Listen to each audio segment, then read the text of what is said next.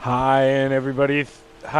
Thank you and welcome and thank you for tuning in here on Monday Night Madness here on the Coast to Coast Racing Network. I'm Zach Chapman with Shaggy TV, and we're here to bring you all tonight's racing action here in Mechanicsburg, Pennsylvania, here at the Williams Grove Speedway. About 15 minutes up the road from my house. I live in Gettysburg. Always of going up here and checking out the racing action. It can turn into a little bit of a one-lane track here. You're going to see people throw sliders, if they get a run, to try to take that lane away. And you're going to see people having to hit the brakes, lift out, and try to cross over. It's really going to test people here tonight. But your first race, it's going to be the 358 Modifieds. These are open setups. We're going to go 30 laps. Second race tonight, we're going to be in the Rebels Sprint Car Division. That's kind of like our Xfinity series for sprint cars. They're going to go 30 laps here at Williams Grove, and then we'll end the night with the Renegade series. That's kind of compared to the NASCAR boys, the big boys. There a lot of big names in that series. They're going to go 35 laps here tonight to cap off the evening.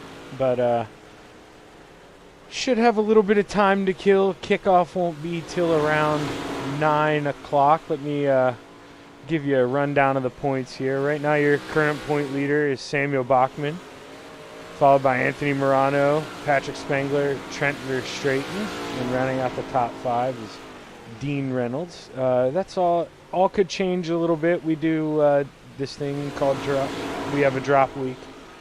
So some of those guys that I mentioned, they've only raced 5 out of the 6 races so far. So as long as they make it to the rest of the events here, they should be able to take that no-show and use it as a drop week and maybe contend here for the points a little bit.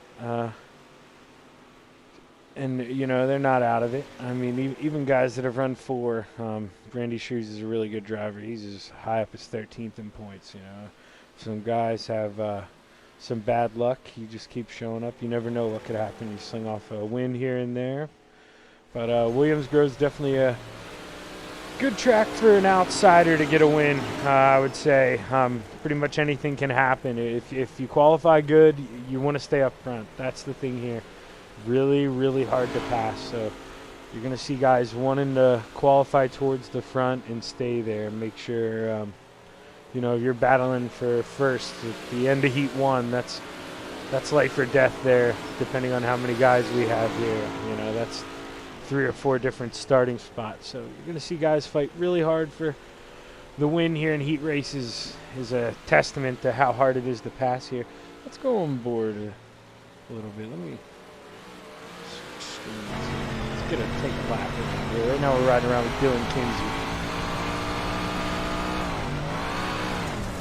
Well, here, gets out of the gas early. Gets back into it maybe a little earlier than he wanted to. Might have needed help to help the car turn. It might have tightened up on him. Because you're going to hear guys, if they run the bottom, they're going to really pipe the car down. You're going to want it to be real quiet. Straight is fast here along the bottom.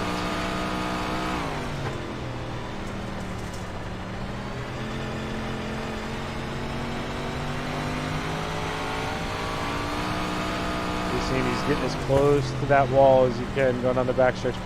Hopefully we don't see it, but I imagine we're going to see guys bite that opening tonight.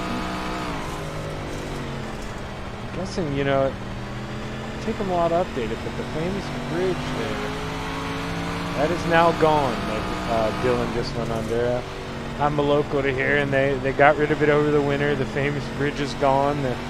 They have plans to supposedly bring something new there as a new attraction, but the famous bridge is gone. It's going to a local museum, so not too sure what they're going to do with it. The museum that it went to has an old dirt track that, I guess they used to race on in the 50s as like part of the museum, so I imagine they'll add it to that.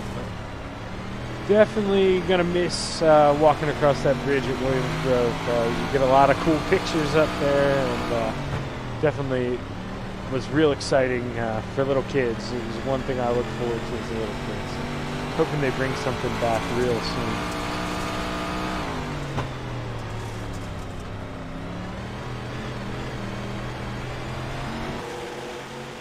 there's a better view of the bridge. Dylan here. I think he's getting a run on. Let's see. Yeah, that's Trent. Maybe they'll start battling soon.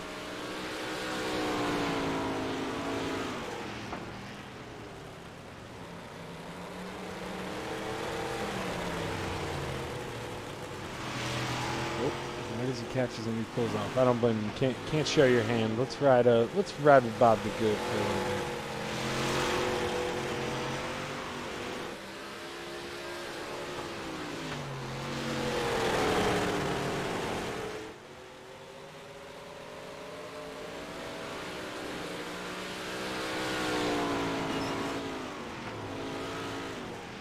Big shout out though once again to Schweeken Speedway for sponsoring Monday Night Madness. Never been to Canada, but I've watched plenty of their racing on GeForce on YouTube. That's another great channel. You subscribe to that after you subscribe to C2CRL. But it's a wonderful dirt track up in Canada, and you know the guy who owns the track really does wonders for local drivers up there. I mean, you see him sponsoring cars all over. I've got, you've heard me stutter a little bit. Got the high limit race on right now on the big TV beside me, so I promise I won't watch that too much, but have a lot of local guys. So, you know, Brent Mark's in second. But anyways, back to originally what I was saying. Schweeken Speedway sponsors so many different sprint cars. You see, they just really, he distributes his money to other drivers, really, you know, helps open the door for other people. So we really appreciate them for, you know, helping us out and helping us bring this broadcast. It's really cool what they do for a lot of the local drivers up there. You know, not even really local. I mean, just big sprint car driving names in general. They're willing to invest if you know, they think you have the talent, and that's the way it should be. See, Gavin Chatham and Trent were straight and getting a little racy. Let's go on board with Gavin here. If I can click the right name. Because Trent pulled off. So I didn't see two cars battling anymore, so we'll just go back to watch him driving around. Gavin's always pretty fast.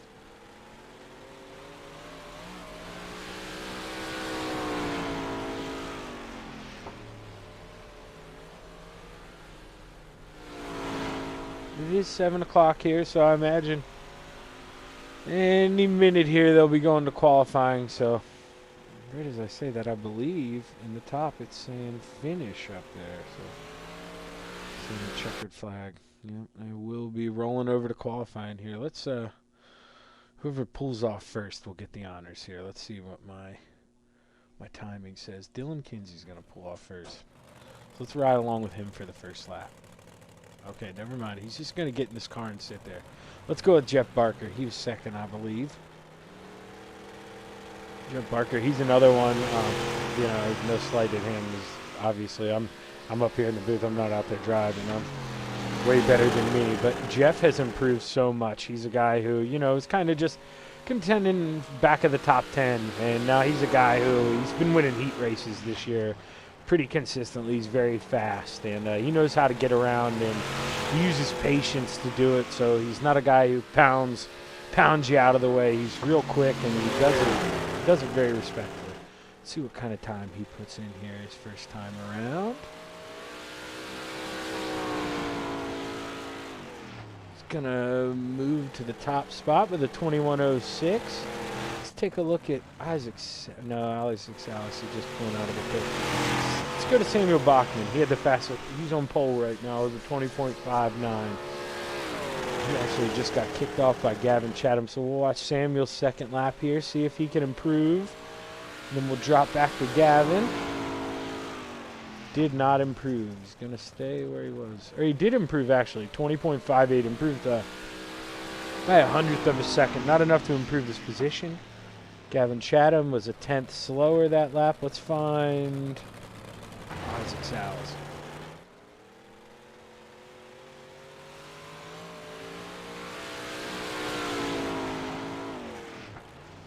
Isaac Salas, first time by. Not going to be what he wanted.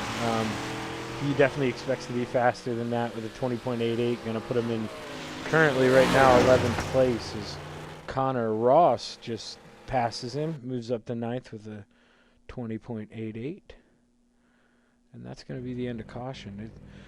Laps take a while here, so you know, maybe Isaac pulled out of the pits a little late. Maybe he had to reset. I've had to reset a couple times, but things happen, and you know, wasn't able to get that second lap in, I don't believe, here.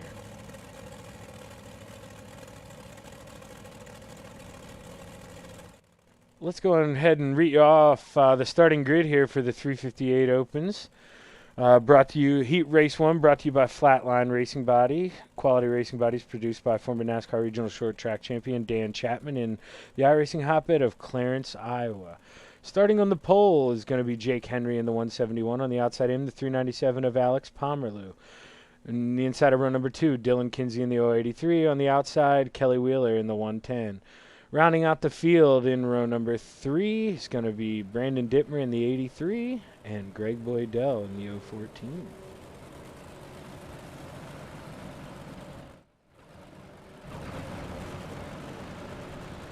Let's go ahead and should be a pretty good heat race here. Definitely, like I said, going to be hard to pass. So you're going to see guys, if somebody gets out of the racing line, you're going to see guys have to be aggressive. Just have to go for it. That's kind of the nature of the beast. So we'll see. Here's the pace car is off. Green, green, green. Jake Henry with a really good start, able to clear Alex Pomerleau. Alex Pomerleau, meanwhile, is Dylan Kinsey below him right now. Dylan Kinsey's going to try to float up towards the issue, but Alex Pomerleau is going to say car high, and he's going to stay there for right now. Let's run the blimp camera here. Check this out. Dylan Kinsey still trying to make it work on the bottom. Definitely not the preferred line right now as he's getting freight trained on the outside. Going to fall back to 4th is Kelly Wheeler looking on the outside. Really going to want to try to stay in 4th. Everybody's going to make the show tonight, but that's normally our final transfer spot. But looking like he might fall back to 5th. But meanwhile, we have a battle for the lead. There's the slider I was talking about. Jake Henry, big slider coming out of 4, and he is going to lead lap number 3. Or lead lap number 2 as we're on lap number 3.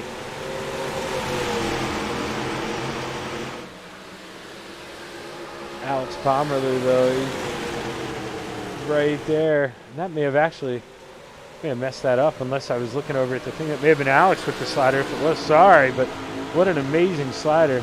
Now he's in the preferred line. He's looking to walk away. 5th lap of the race last time by for Alex Pomerleau at 20.7. Go back here to the battle for second. There's Kelly Wheeler all over the back end of Jake Henry, trying to look low, coming out of 4. Not able to have the nose there as he's going to get pinched down by Jake Henry. It's really going to hurt both of them, and it's really going to help Dylan because neither of them ran the preferred line as Jake got defensive and Kelly's trying to, make them move. But meanwhile, Dylan Kinsey, wow, come out of nowhere. He's going to take over 3rd place here as we're on the final lap. Alex Pomerleau with no real heat behind him. As long as he doesn't mess up, the race should be his. But Jake Henry has Dylan Kinsey all over the back of him. One mistake. Dylan Kinsey tries to look low. Let's go up top. No, he's just going to fall back in line. That's how we're going to finish. Alex Pomerleau, Jake Henry, Dylan Kinsey, and Kelly Wheeler, your top 4. Go read out here. Heat race number 2 brought to you by Full Throttle Motorsports. Full Throttle Motorsports, not just your average iRacing team. Full Throttle Motorsports has members that range from 18 to 57 years old from Minnesota to New York. Full Throttle Motorsports prides itself on clean and competitive racing and also hosts very successful 358 and Big Block League events using setups from Gunnar Swanshara and Swan Speed Shop. It's Full Throttle Motorsports to the front. Let's go ahead and read off your starting grid here. Isaac Salas is going to be your pole sitter in the number 5. Outside of him, Matt Schaefer in the 833. Inside of row number 2, Logan Wentz in the 118. On the outside of him, in the 99, Gavin Chatham. Rounding out the field, the inside of row number 3, Trent Verstraeten. And on the outside, Bob DeGood in the 07. Let's go ahead and bring this up here.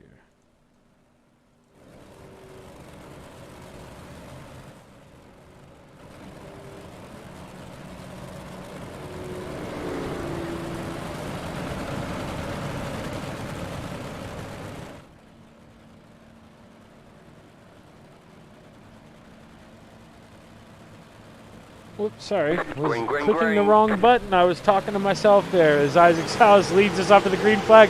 3 wide, though, as Matt Schaefer looked like made contact with the walls. That's really going to hurt him, dropping the whole way back to 6th place. Isaac Salas couldn't have loved that more. He was able to just get up top after the contact there with Matt and just clear him. But Gavin Chatham really wanting 2nd place there as he's up 2 spots already from the start of the race, up from 4th to 2nd. Overdrove the entry of turn 1 a little bit as Logan Wentz is really able to get up on him in the middle of the corner. As you see the gap going down the backstretch and into turn 3, Logan is all over Gavin. But Gavin makes up a lot of time on Isaac in the middle of the corner as they're both look like they're maybe a little quicker than Isaac right now. As we saw, Isaac did struggle in qualifying. Maybe not the setup he's accustomed to. He's, used to being a little more comfortable. It doesn't look like he's got everything he wants in the car tonight. Trent Verstraeten in 4th. No real pressure from behind from Bob DeGood. Not really putting any pressure on the guys in front of him. He's really wanting them to get racy up here. As Logan Wentz gets the message, tries to look high, realizes it's probably a better idea to back out of a little bit. You don't want to hit that opening in the wall. As he makes contact though with Gavin, says, "Hey man, I'm here. You want to do that. Maybe next time I won't lift." And like I said, out of nowhere, the 88 Trent Verstraeten really wanted those guys to get racy, and that's what he needed. Is Isaac Salas now. He just needs to stay smooth, and he should be okay.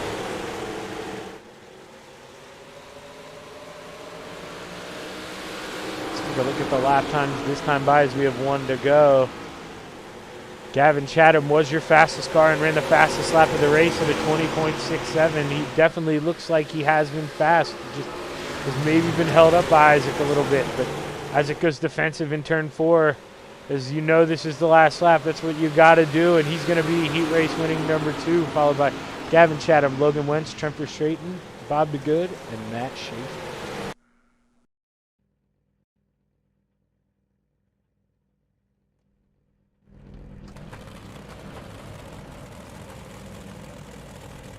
Take a look here. Heat race number 3 brought to you by Top Notch Trucking. Top Notch Trucking is from Glen Ridge Motorsports Park, your Sunday night home for the Dirt Car 358 Modifieds. Also showcasing Dirt Car Sportsman, Dirt Car Pro Stocks, and new for 2024, the Rush Late models. The Dirt Car 358 series will make a visit to the Ridge once again in 2024. Last year, 47 358 Modifieds filled the pits with the likes of Stuart Friesen, Matt Williamson, Mike Mahaney, Billy Dunn, Felix Waugh, Lance Willix, and so many others. You can visit GlenRidgeEMP.com or their Facebook. Let's take a look at the starting grid here. Jason Butterfield's going to start on the pole on the outside of him. Connor Ross on the 35. Behind him in the 3rd place position, Anthony Morano in the 32. On the outside of him, the 107 is Samuel Bachman. Rounding out the field is the 513 of Jeff Barker, and on the outside of him, the 012 of Bob Curtis here. So the pace car is off. Getting ready to come down to the green flag. 6 laps here. Green, green, green. Connor Ross also with a rough start. Maybe just tail slapped the fence a little bit. Not as bad as we saw from Matt last time. Maybe he'll be able to get a run here and keep 2nd, but it doesn't look like it as Anthony Morano gets a good run coming out of 2. He's going to look to try to take it away. Maybe not. Anthony's a very clean driver. He's going to keep it down there, and I think, that may hurt him in the long run. It's going to help your reputation as a clean driver, but it may have just cost him 2 spots. And Anthony's normally really fast in these, but as I say that, he makes a line work in turn 1 and 2 that we've seen use so far tonight. He's really shutting it down, and he's getting speed, but just doesn't look like he has that exit speed off 3 like he does in turns 1 and 2. Let's watch here. See, able to really make up time on Connor. He is fast in 1 and 2, but just take a look. It's just not as much there on the exit. You see it's shining, and you can hear the tires spinning. He can't get back into it like he can in turn 1 and 2, and it's really costing him time. As you see on the exit here, it's all wet looking. It's all packed. He can really get into it on the exit. We say here, right there, you start to see it looks a little shiny. You don't get the throttle control. He just does not have that exit speed here as we're 2 to go. Connor Ross looking down low. He knows that it was working in turns 1 and 2, but that may have opened the door for our man in the 32, Anthony Morano. Now he's looking down low. Not able to get any speed here as we're going to get the white flag. Jason Butterfield, barring any unforeseen problems, is going to win heat race number 3. The battle right now is for 2nd and 3rd. Connor Ross really shutting it down, going down to protect. And that's going to hurt him as Samuel Bachman's going to get 2nd at the line. Jason Butterfield, your winner, followed by Samuel Bachman in the 107, Connor Ross in the 35, and Anthony Morano in 4th. All right, we're going to take a little break here, go to warm-up, but we'll be back here in, as you can see, 2 minutes and 50 seconds.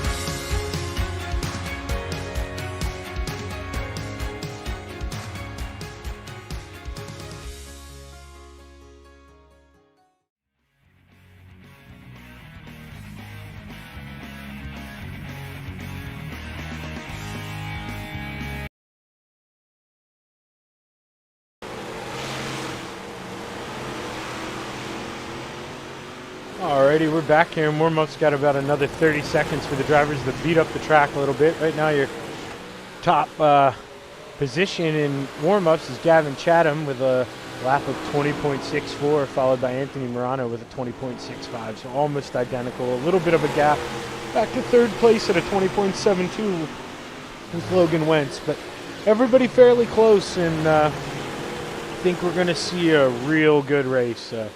Some guys like Jason Butterfield, Isaac Salas, Brandon Dittmer, they haven't taken times. They don't want to show their hand. They know they're quick. So I expect things to be a little different than the warm-up chart, although I wouldn't be surprised if Gavin wins tonight. He's very fast and is always a good driver here as they're finished. But let's go ahead and take a look at the RSN trackside starting lineup here.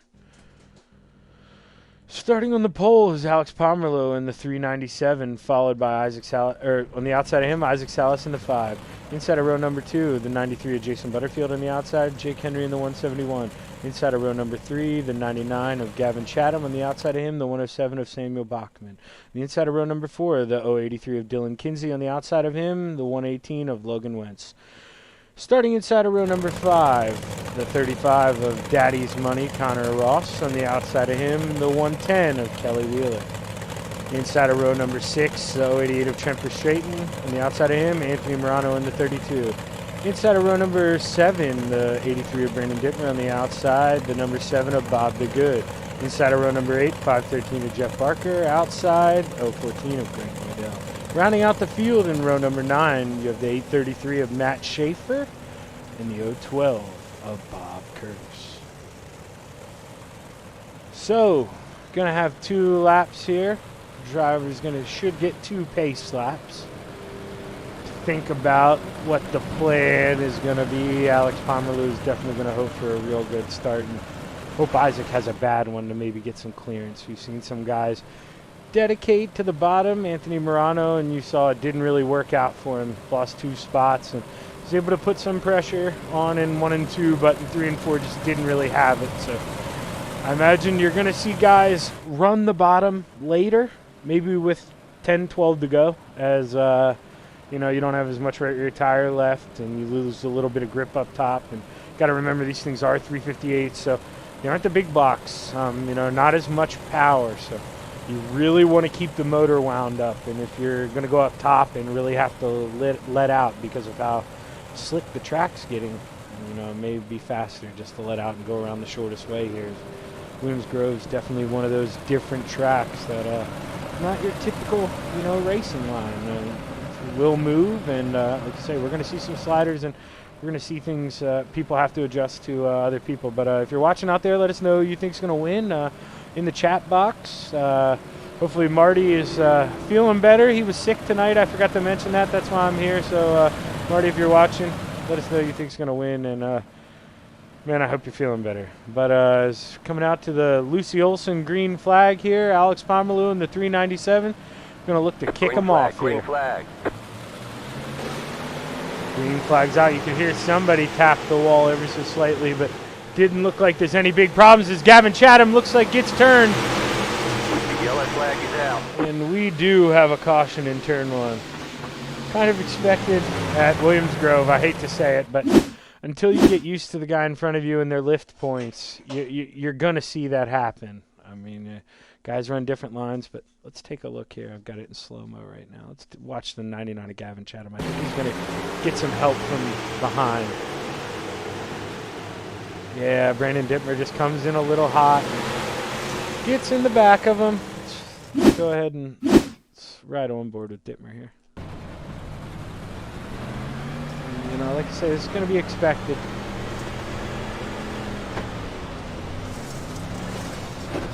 Oh, no, that wasn't. What was that?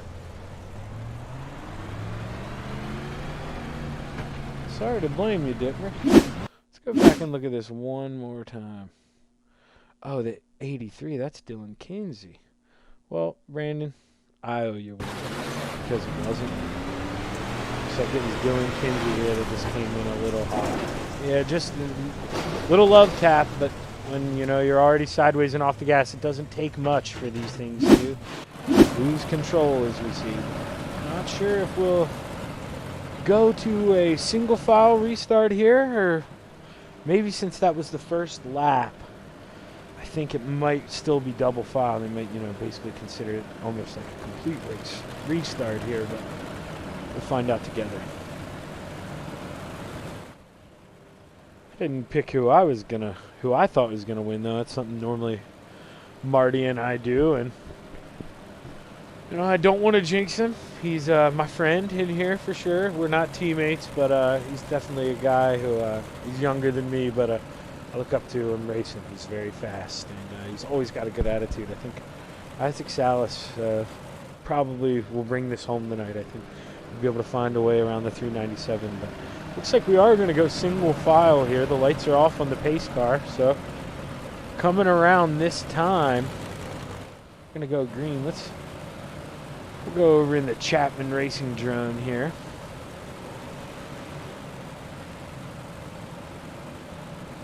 So the pace car is off.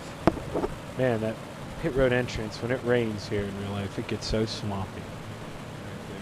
I hate pit road entrance.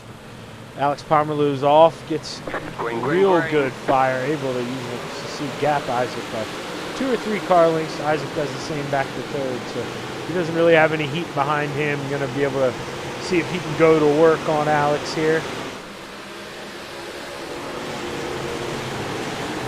Yellow flag Seeing is a out. Trent Verstraeten crash. Ouch. Let's go back and take a look at this here.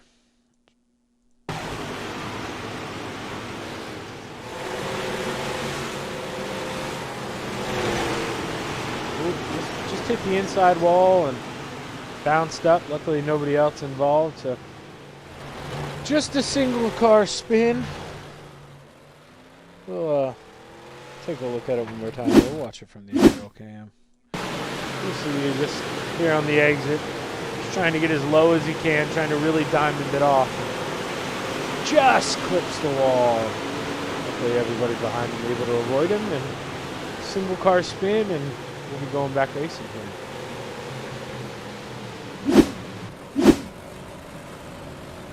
Malcolm Mills bringing us the replays tonight.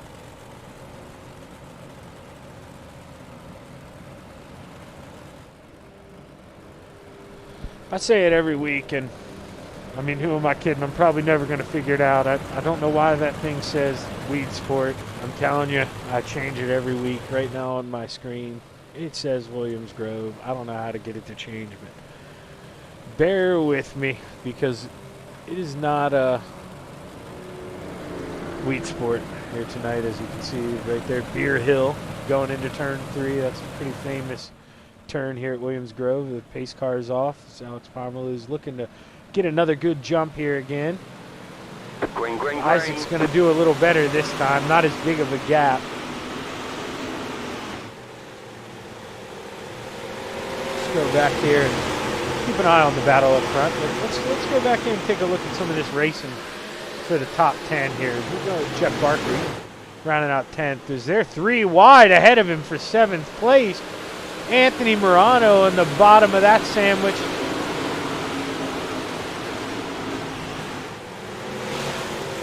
Really going to throw it off into turn 1. He knows he can run the bottom down there. I'm anxious to see what he does here in 3 and 4. Yeah, he's going to go back up top. He knew that killed him in the heat race. Anthony's really making up some time. Meanwhile, last time around, not this time though, but Isaac did have the fastest lap of the race the previous lap. It looks like Alex able to eat all that up. Is 2/10 faster this time, but the fastest man on the track was this guy in 4th place in the 171 of Jake Henry. Ran a 20.93. Fastest lap of the race is we have somebody spinning around there in the middle of turn 3 and 4. Let's take a look at this. See, Kelly Wheeler, I think, is. Let's take a look here. Kelly Wheeler in the 110. He's going to be in the red and black car. Just going to go in next to Bob the Good, but somebody's home. He tried to throw the slider in. You know, that's one of them. Bob doesn't have to lift, and that's what can happen. Kelly sees that, and if you're not clear, you know, that's what it is. It's one thing if you park it and the guy rear engine the behind, but when you try to throw that slider and you're not clear, that can be what happens. Let's go back up here. Let's watch this one more time. Let's just see how close he was to being clear. Let's watch this. Yep, just not there. Not there. You know, Bob the Good. Let's see if he maybe how much of this he saw. Well, let's go on board with him here. Yeah, he sees him down there. Sees him down there. You know, you think he's going to be there, but hitting the wall a little bit. Maybe made Kelly think he was clear. As you heard the ding, Bob just barely tapped the wall, but it wasn't enough to mess anything up. So, you know, Bob held his ground, and more power to him. But it's one of those lucky your left front isn't gone, as you know, those short sliders can ruin not only your race, but the guy getting it thrown on. And lucky Bob survived to race another day on that one.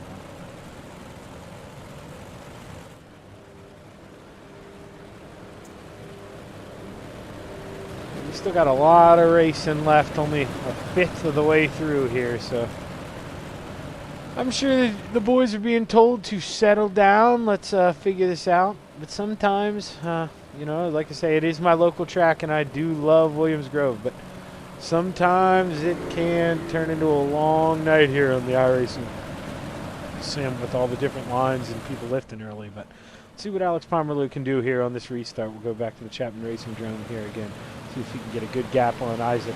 Green flag, green flag. Pretty good start there, but man, you know, Jason Butterfield has been really fast once we get going racing, but these starts have been killing him. Isaac has been able to gap him in third, and you know, Isaac's getting gapped a little bit. So when Jason loses all that ground to Isaac, he's really costing himself, you know, at least 4 laps to catch the leader, you know, unless Alex makes a mistake. So he's got to look to really improve those restarts. But let's take a look here. We got Bob DeGood back here in 8th place right now, the biggest mover. He's up 6 spots.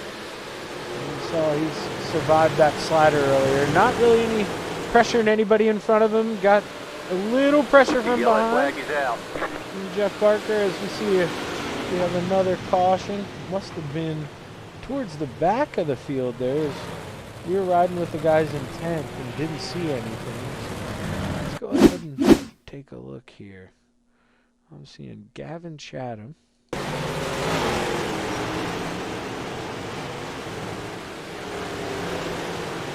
Oh, looked like Kelly Wheeler maybe clipped the outside wall and got into Gavin. Let's go back and let's rewind this. Let's get on Kelly Wheeler's car here. Let's go on board Kelly Wheeler. So he gets a big run. Oh, Gavin kind of shuts the door, and Kelly had a big run. Definitely, you know, wasn't anything intentional but that tore up 2 race cars, I'm sure. Kelly's car does not look to be turning the straightest. That wall does not like tires. It's got a good habit of bending tie rods and whatnot, so you do not want to get the backstretch wall doing, you know, 80, 90 mile an hour. That's going to cause some damage. But I don't think that was anything intentional from Gavin. Just, you know, maybe it was a little squirrely after getting loose, but definitely shut the door on Kelly, who had a full head of steam. And in these things, it's not like your road car going out and hitting the brakes. If you want to compare it to your road car going out there and hitting the brakes, go slam on the brakes after you get 4 or 5 inches of snow, and you get a little bit of a comparison. When you get on the brakes in these things, nothing you can really do. They jerk to the either right or left, so you have to guess on which way to counter steer. And when you're on the, you know, if you have a wreck in front of you, 7 out of 10 times you're not going to be on the brakes. You need a little bit of gas even to help these things turn. So tough.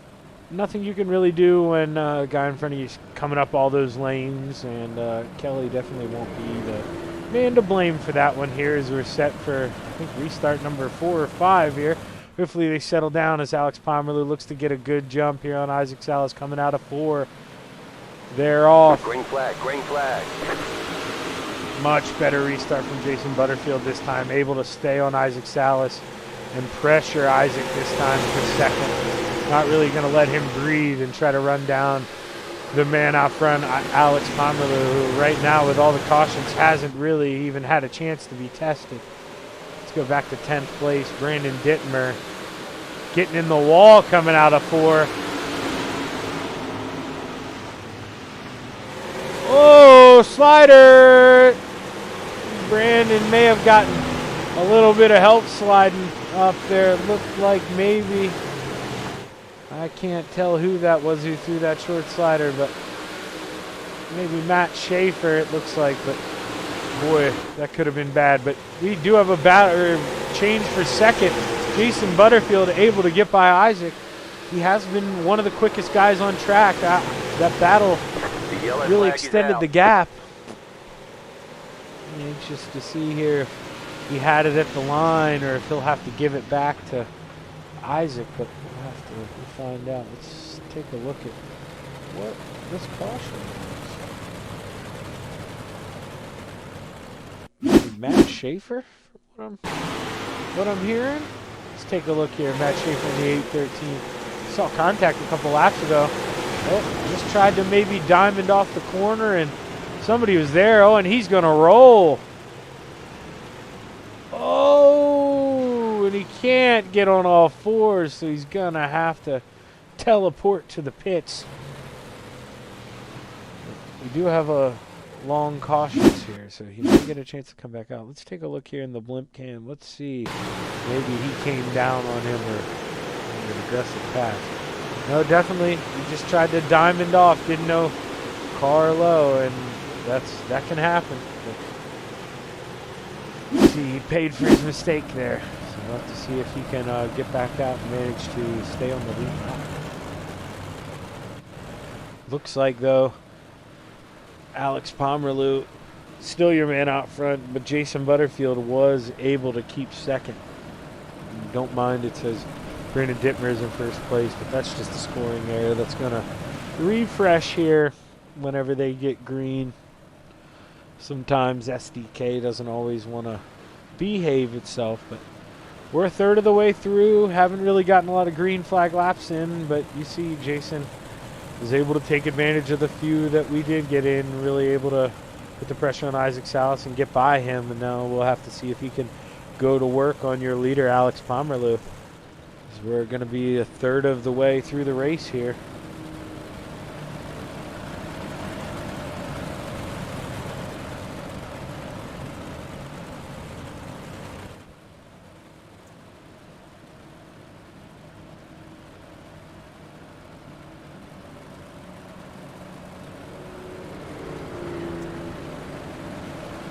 Pace car should be diving in. It does. We'd be going green this time out of 4. Alex Pomerleau has Green, led green, from the green. start of the race here. Able to get a big jump on Jason Butterfield, man who we have on in the lens right now. But Alex Pomerleau tightens up in the middle of 1 and 2. But Anthony Morano, where did he come from? Big run on the bottom coming out of 1 and 2. And he's going to be looking for third place at the line. Not going to be able to get it. It is going to be up to 4th place. Jason Butterfield, meanwhile, trying to look at the leader here. Alex Pomerleau not having much luck. Alex Pomerleau just keeping the car as straight as he can. Really having a lot of exit speed. Has been the fastest guy on track the last couple times around.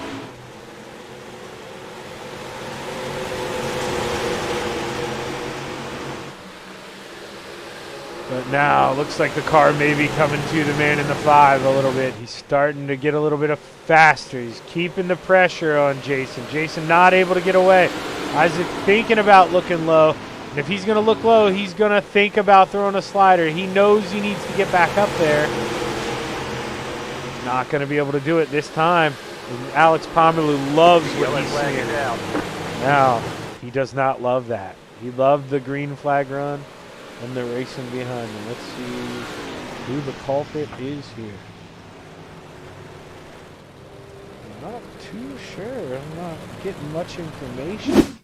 I see this happen, but this was after the yellow flag came out. Let's take a look here. Oh, okay. We got this simultaneous there. Oh, wow. No. Oh, wow. Dylan Kinsey, we are going to have to... Wow. We're going to have to go back and look at that again.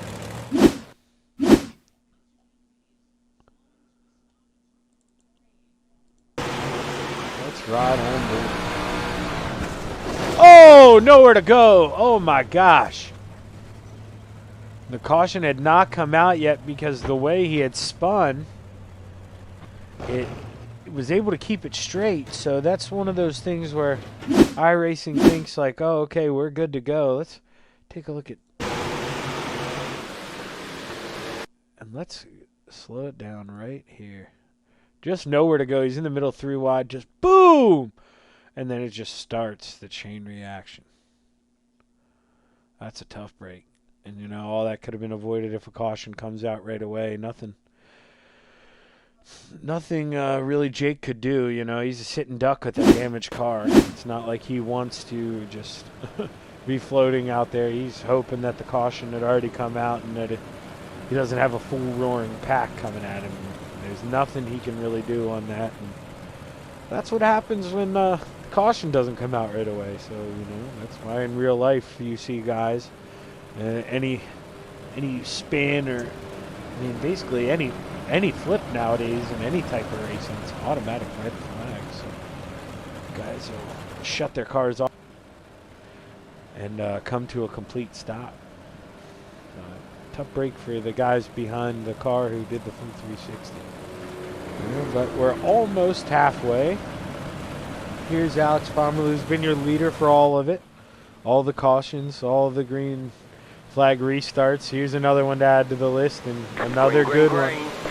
Jason Butterfield would really like to do a little better on these restarts. He had that one good one, and he was able to get by Isaac on that set there. As we have another caution flag here. Settle down, boys. Settle down.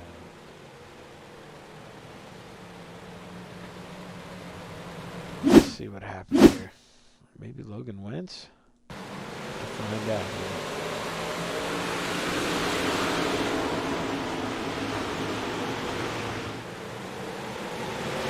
Yeah, nothing Logan could do about that. Just Bob the Good came in a little too high. Let's go on board here.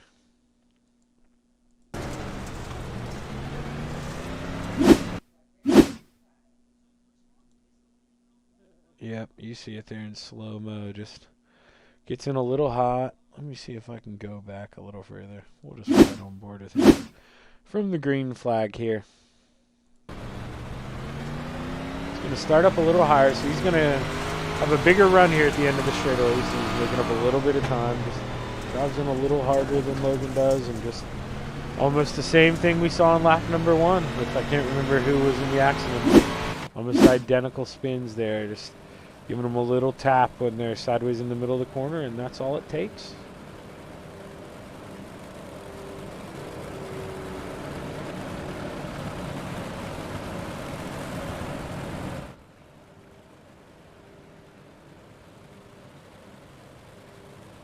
I believe the caution light should be out this time by. If you're out there watching, let us know if how you're surviving through this, who you're rooting for. We all know all the cautions can be a little annoying, but these guys they'll push through it, and we'll get a green flag round in here, I'm sure of it.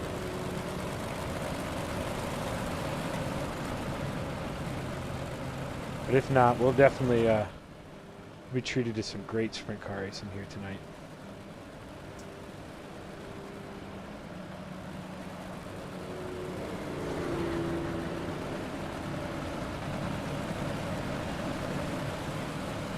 All right, pace cars in the pits. Alex Pomerleau, he's only done this 10 or 15 times so far, so should be pretty good at it by now. Another good restart.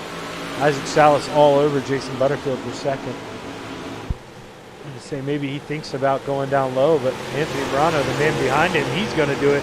He's going to go from almost 4th to 2nd in turn 1 and 2. Let's see if he can pull this off here on the bottom. Really starting to make it work. Thought about parking it on Butterfield, wasn't able to clear. But I think he limited their run enough coming out of 3 and 4 that he's been getting great runs on the bottom of 1 and 2. He's going to be able... He's got half a car on him. He's going to be able to really throw it in here. Not going to go, though. Going to keep it on the bottom. Isaac Salas is going to try to go down low and follow him by. Anthony Morano, your new second place position. And hardest charger. Oh, contact. Big contact. That's going to end up ruining Isaac Salas' race.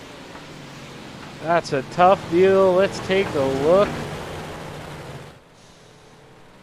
Well, we know Isaac was involved, so when we bring it back here, let's take a look, see what happens here.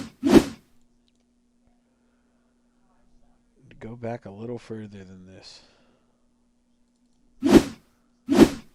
May have brought us back too far, but you can't win them all.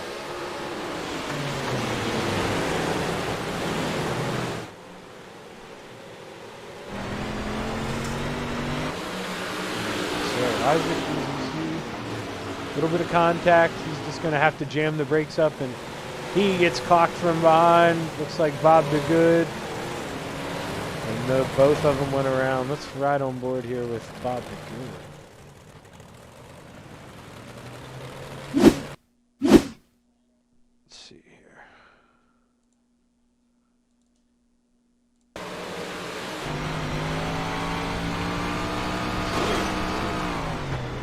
See him coming down.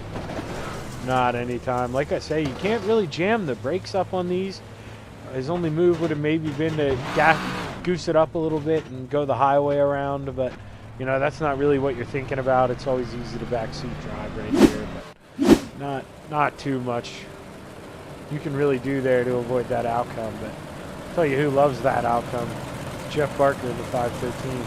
He's up 10 positions as well with Anthony Morano, and he's up in 5th right now. Anthony Morano from 12th to 2nd, Barker from 15th to 5th. So both those guys up 10 spots, big runs, and obviously if you're going to go up 10 spots, you're going to have some people have some misfortunes. The biggest loser right now looks like is going to be Alex Pomerleau or Isaac Salas. Just tough with, you know, the wrecks. It's not really anything any of them, or not Alex Pomerleau, he's up front. What am I doing? That's it. Error, Isaac Salas. Sorry, Alex. I knew you were up front. Getting old. But Isaac Salas, you saw getting in that wreck there. He's going to be down 15 spots. But he's got half a race here to make up some time. And I imagine Anthony Morano, he's looked real fast. He's going to have something to say to Alex before the end of this race as they're off. Green flag, green flag.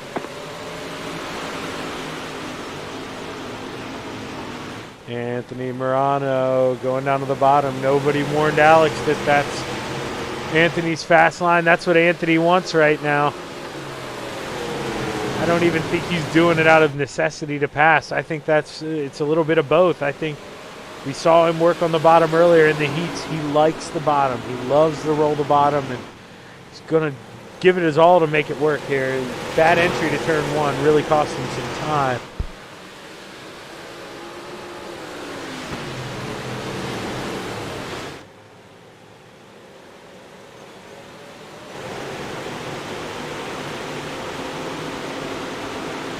Problem with the 088 at Trent. We're straight and off the pace going down the front stretch. He had to go a little bit lower. Not too sure what happened there, but a little bit of misfortune for him.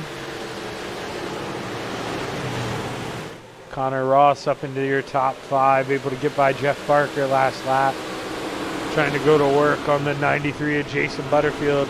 Jason Butterfield was very fast to start this feature, but it just seems like cars maybe gone away from him, or he just staying too dedicated to a line that just isn't there right now. He was one of the fastest cars earlier, but just going away. Your last time by, the quickest car on track was the 107 of Samuel Bachman in 3rd place. But Anthony Morano faster than your leader, Alex Pomerleau, by a 10.5. So the top 2 are really starting to go to work here or the top 3. They're coming up on the leader. Anthony Morano really trying to make it work. He needs a long green flag run. He needs some time to be able to work on Alex. Yellow flag is out. And commentator curse as the caution is out yet again at Williamsburg Street. Let's take a look here.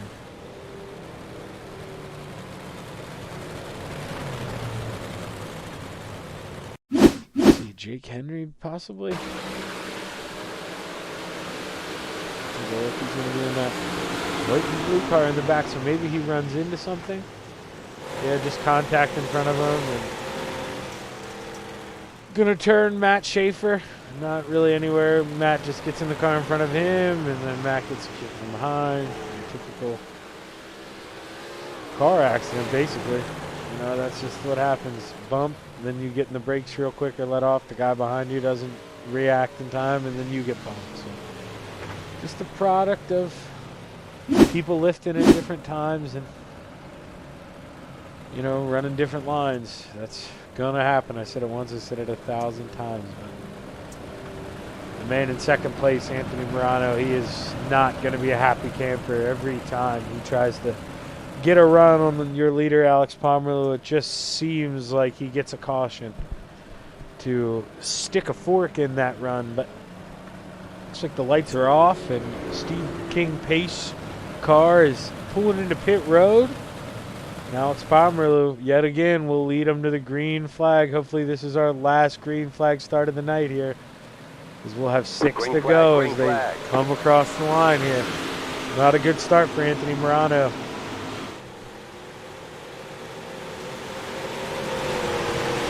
Anthony Morano really needed a good start too, because with the way he's been running the bottom, with a good start, if he goes right in there behind Alex Pomerleau, he can almost clear him with the way he's running 1 and 2. But he's got pressure behind him in that 107 of Samuel Bachman. Very, very fast right now.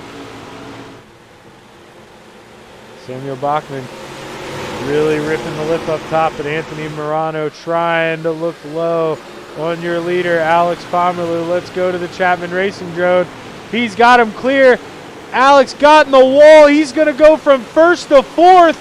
Connor Ross even thinking about getting by here as we go into turn 1 with 4 to go. Your new leader, Anthony Morano, and Hard Charger up 11 spots from 12th to 1st here. He's got Samuel Bachman all over him. Samuel Bachman has been the fastest car on the track these last couple of runs, but will he have time to do anything to Anthony? 3 to go. Anthony Morano really hooking up on the bottom of 1 and 2. Samuel Bachman has moved down to follow him. But where they differ here is the entry into turn 3. Samuel Bachman really drives it off in hard and diamonds it off. Really carries a lot of speed here at the end of the front stretch as we're 2 to go. Gonna throw it in high, going into 1.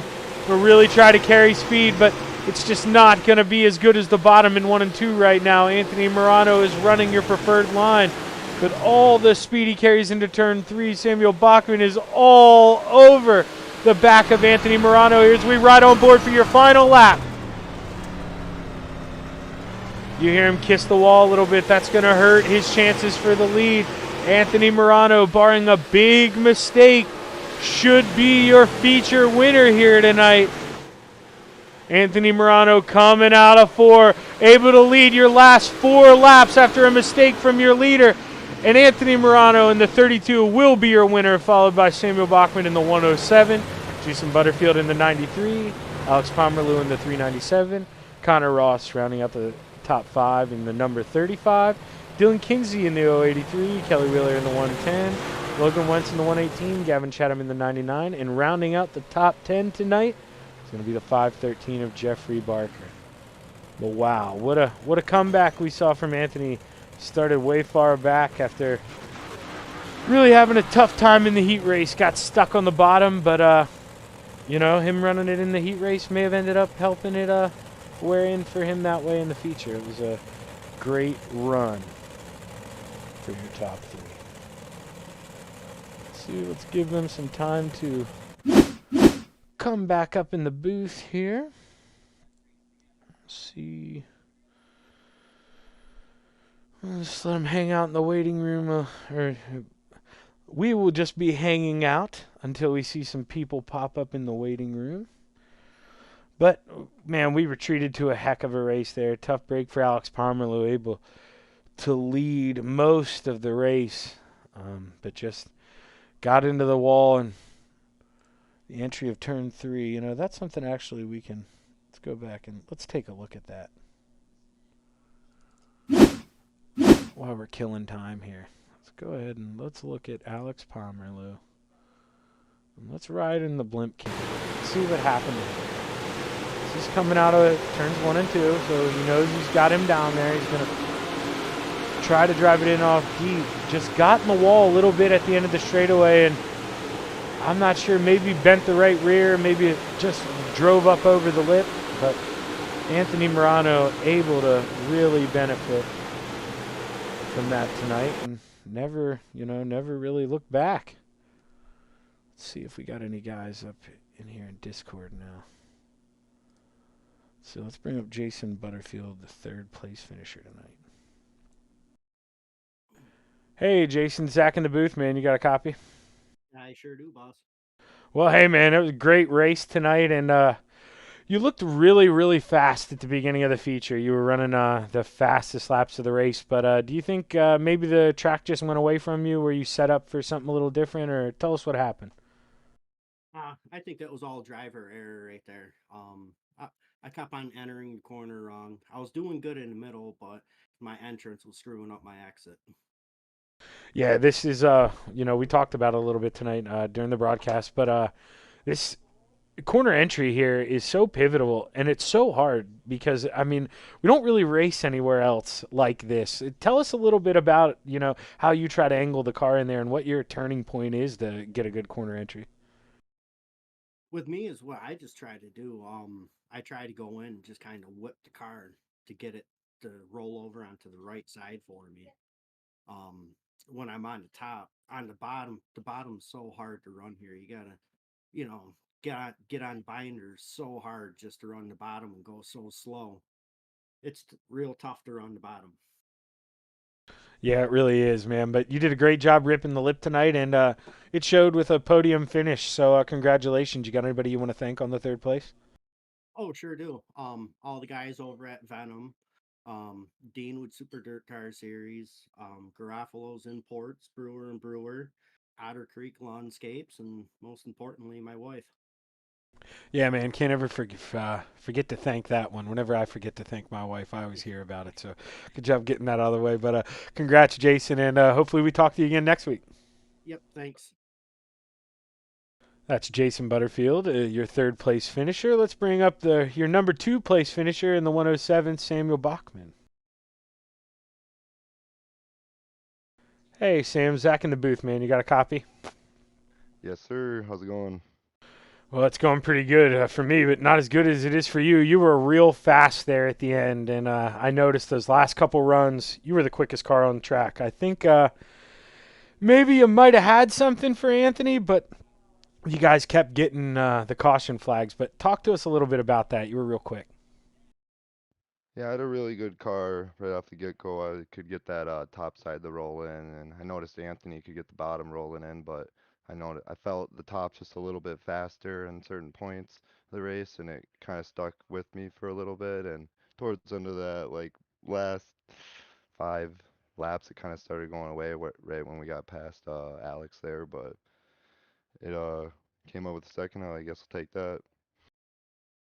Do you think you could have had anything for him if you stayed green, or was well, another thing, we got to kind of give Anthony credit for. Did you want to run the bottom in one and two, or did he kind of just discover that on his own and made that faster? Did you prefer the high side? I preferred the high side. It's more the gear I had was more better for it, and I'm just way better on the high side normally. Anthony's a bottom feeder. I mean, now he's always on the bottom, I've noticed. Yeah, I talked about that a little during the race. He is kind of turning into a bottom feeder. He's really good at it. But congratulations, Sam, on the second place finish here. And you got anybody you want to thank? Yeah, all the boys over at FTM, Gunner at Swan Speed Shop, Dino with Super Dirt Car Series, Expert Installation, and Coast to Coast for putting this on for us. Well, hey, Sam, congratulations. And hopefully we see you back up here next week. Thank you. That's Samuel Bachman, your second place finisher. Let's bring up your winner here. Somebody who's this guy is no stranger to the podiums here in Coast to Coast. He's been winning a lot. Anthony, this is Zach up in the booth, man. You got a copy? Going on, Shaggy? Hey, man, you were fast tonight. You came out of nowhere. You were the hard charger. I don't know if you knew that or not. So slap those bonus points on. I think you maybe had the fastest lap. Slap those bonus points on. And you won the race. So you basically swept the show, man. Talk to us about it. That was a whole lot of gear running the bottom and just doing whatever I could. I mean, struggled a little bit in 3 and 4 if I tried to run that rail, and then once I moved, I started moving up and sliding up to like the middle lane there, right above the slick, and was able to get a good bite there. And then that's pretty much where it all came down to. And then once I got up front, me and Sam were talking. He was saying, enter higher and cut down and get right above the slick as you exit forward. And that was definitely working good too. So I mean, appreciate that from Sam, and uh, Dallin DeWard actually gave me this setup for tonight, and the thing was a rocket.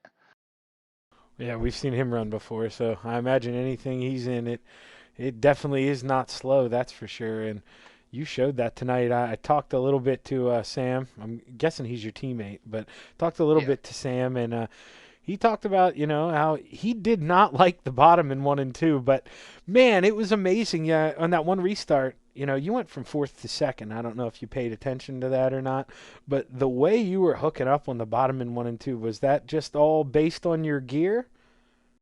I think so, and I think I'm pretty good here, and I usually do pretty good running the bottom, and I usually run a much higher gear than pretty much everybody else. Like like a lot of the guys in my Discord are running like 37s, 42s. I think Kinsey was running a 49, but yeah, like I said, I always run that higher gear because I know getting off the bottom's more important than anything else. So that's pretty much like I said, the car was rolling great.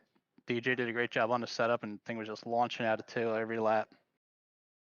Well, Anthony, you definitely carried the momentum from Charity Week, and you got another win here on to start the week. Congratulations for that. You got anybody you want to thank on it? I thank my wife Sherry, everybody over at Full Throttle Motorsports, DJ Sim Shop, Hi Mom Lens, Super Dirt Car Series, MDI TV. Again, all the guys at the shop here at FTM. They help us all out. We all work great together, and we get great setups into these cars, and it shows. Well, Anthony, congratulations once again, and I imagine I'll be talking to you again one of these Monday nights, man. You've been on a roll. Congratulations. All right, man. I hope so. Thanks a lot. That's your winner, Anthony Morano in the 32 car. Well, we're going to take a little bit of a break here. And I just realized, sorry, I'm a rookie. Now I'm going to give him a little bit of credit. We'll throw Carl in there after I interviewed him for a little bit. But we're going to take a break here, and we'll be back with the Rebel Sprint Car action here at Williams Grove. Zach Chapman with Shaggy TV. And don't leave us.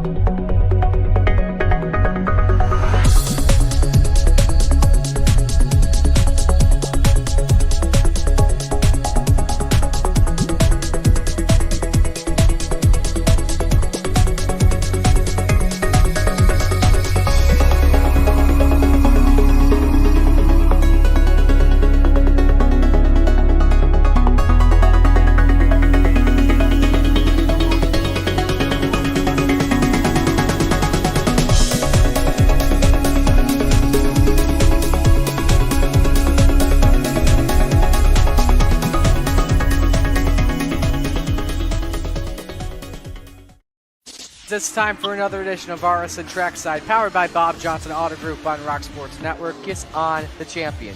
Trying to be a bit of a hiatus, so let's get.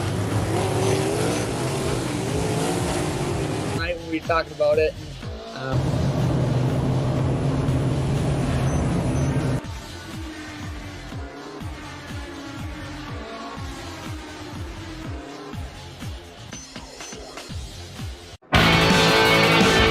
Well, good evening, everybody. Welcome to our weekly race chat. Adam Ross and Clinton Jeffrey are live and interactive every Tuesday night. Rivals Race Chat is your home for race discussion, debate, news, interviews, and more. They'll even take your questions and comments live on the air and talk to some of the newsmakers each week. Tune in every Tuesday night at 8 p.m. on GeForce TV.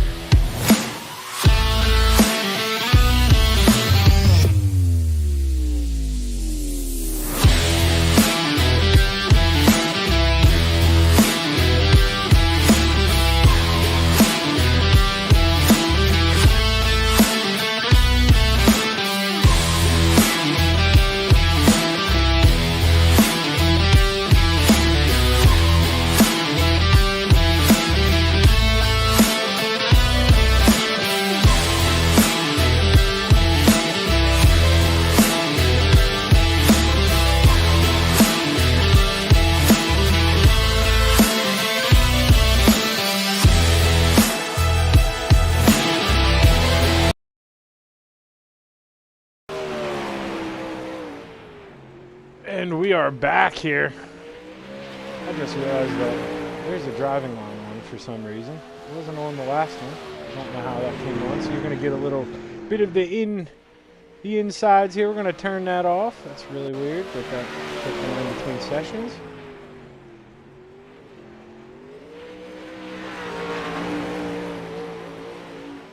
There we go. No harm, no foul right now. Connor Ross in third place with an 18:07 the last time around. Isaac Salas did just take the pole with that last lap of a 17:85. Next quickest Jack Clevenger with a 17:88. So he's already done his 2 laps. Let's go to Zach Neubauer. He's on lap number 2 here.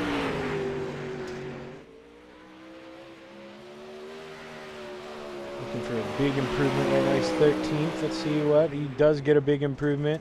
Going to move up to 8th. He ran an 18.31, and then he ran an 18.09. So big improvement for him.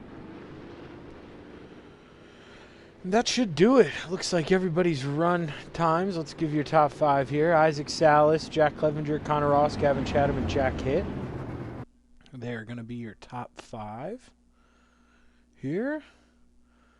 Let's go ahead and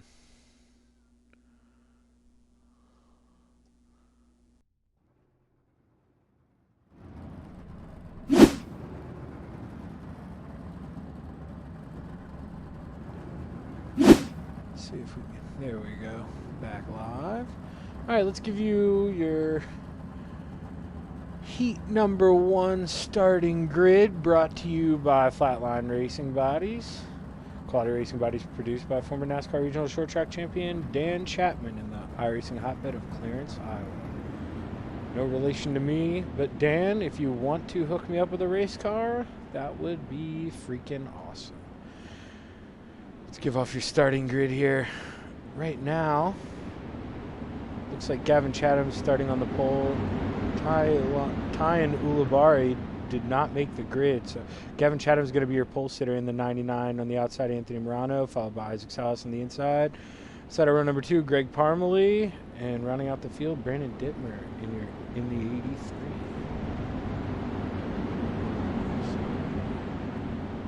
Talon Ulibarri did not make the grid.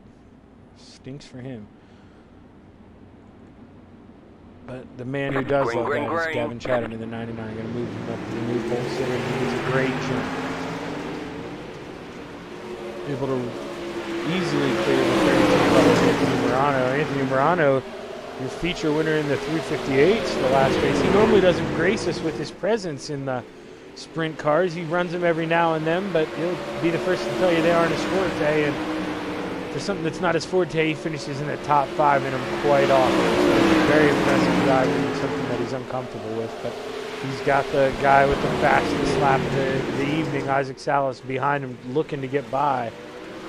You know, CTC, we do invert the field to top 4, so that's why you see Isaac starting in the 4th position.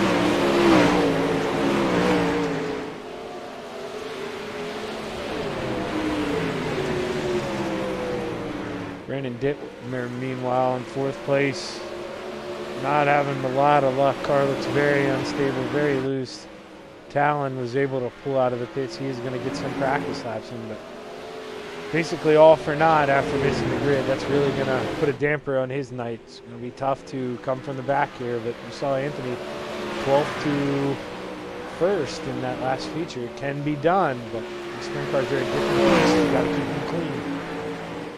As Gavin Chatham's really walking away, has the fastest lap of the race by almost 0.3 of a second with the 17.89. Next fastest is 18.13 from Anthony Morano. Gavin is really having his own.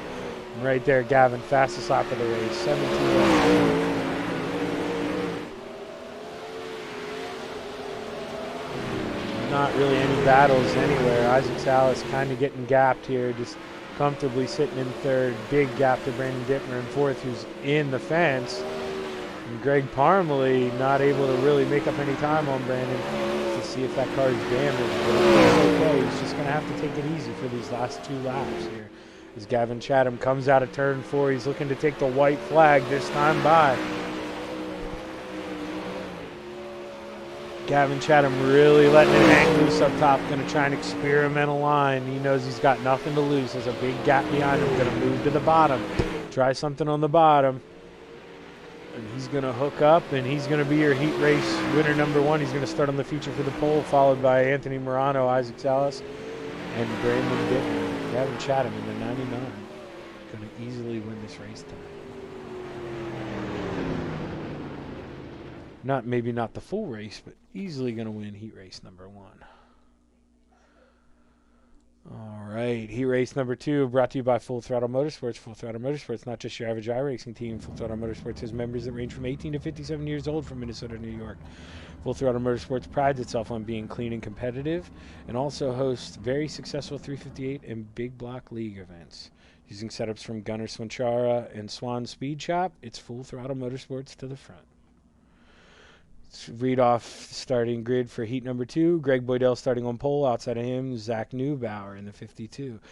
Jack Hitt in the 217 starting in 3rd. Outside of him, Jack Clevenger in the 78. Rounding out the field in 5th, Trent Verstraeten. On the outside of him, Steve Maurer in the 888. Let's go ahead and take a look here. This should be a pretty interesting heat. Once again, your fastest guys get, the top 4 get inverted. So you're starting in 4th.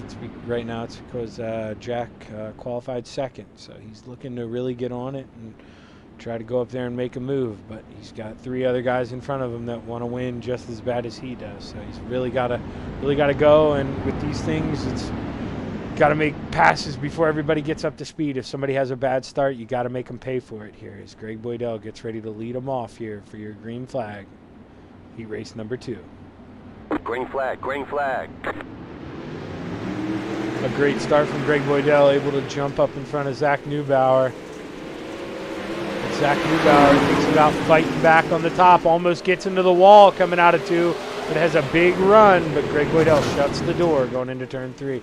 Meanwhile, contact back in the field. Trent was straight to the inside wall. Not able to keep it going. He's going to go in the pits.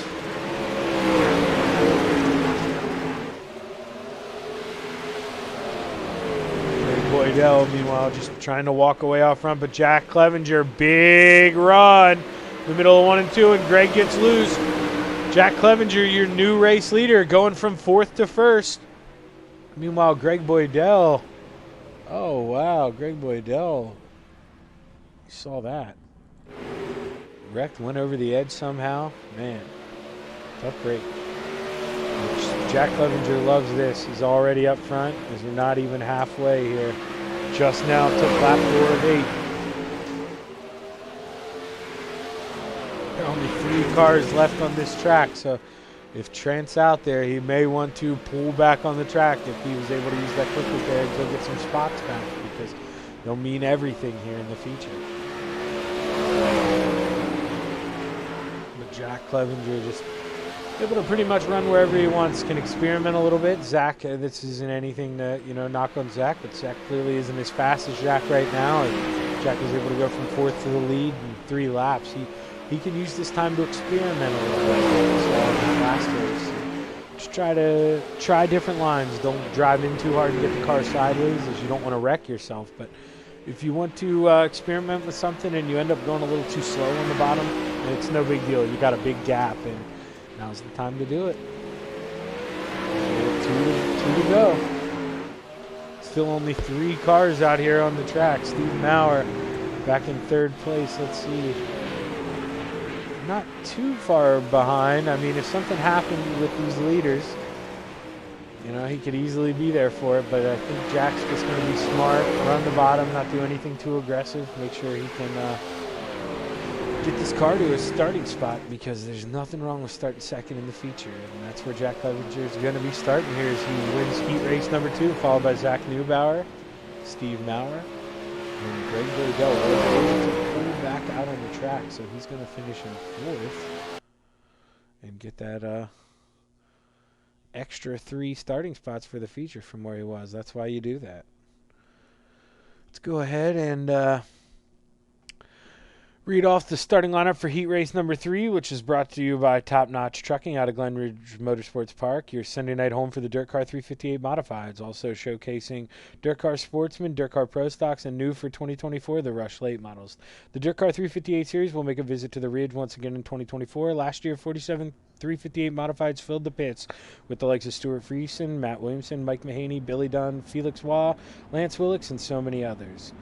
You can visit GlenRidgeEMP.com or visit their Facebook page. Let's give you the starting grid here for heat number 3. Gary Offit starting on the pole in the 94. Outside of him, the 47 of Steven Stewart.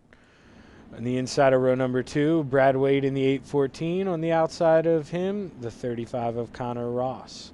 Rounding out the field, the number 70 of Mike Kramer. Go ahead. It should be going green this time by... Maybe not. Nope. We didn't send the pit. The Steve King pace truck decided to do one more lap out there, I guess. He's having a lot of fun. He was used to driving a lot there in the last race, so he probably just, lost track of what he was doing and, like I say, just enjoying himself too much and went for that extra pace lap there. But he'll pull off this time. I imagine they're on the radio yelling at him, telling him, get the heck off the track, we're ready to roll. But should be a pretty exciting heat race number 3 here. And then after this, we'll go into a little break here for warm-ups, and we'll bring you 30 laps from Williams Grove Speedway here in Mechanicsburg, Pennsylvania. But right now, the Steve King pace truck is off. And Gary Offit is looking to lead the field here to the green flag for heat number 3.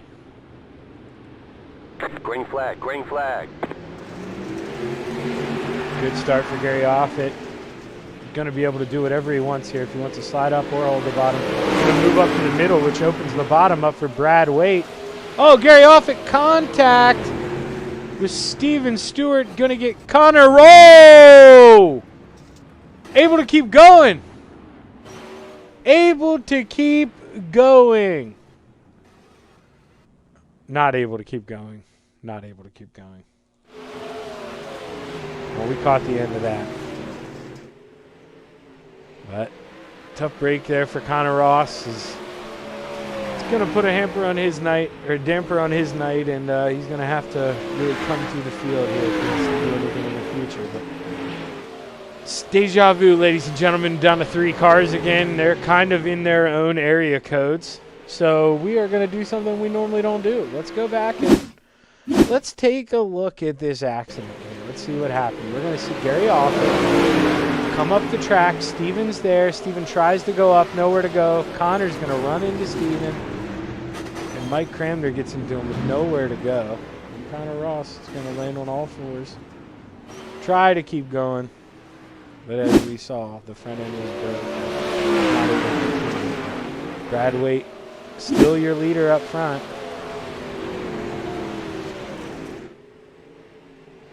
I don't know why that says replay up top. We are live, I promise you. I have to fix this after, but lap 5.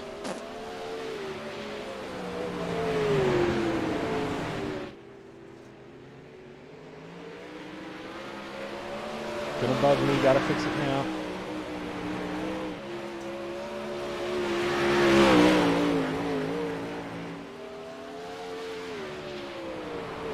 There we go, got her back on. For some reason it didn't think we were live when we were. But Brad Waite's gonna be your winner here. Heat number 3, followed by Gary Offit. And rounding out the top 3, Mike Cramner of the last cars. Oh, Connor Ross. Oh, you saw that Connor Ross and Steven Stewart both able to make it out of the pits, and you saw the battle back to the line.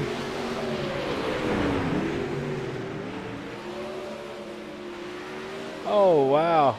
I think this may be the end of the race for them. Okay, because they weren't a lap down. So they were battling for position there. Oh, it's Connor Ross.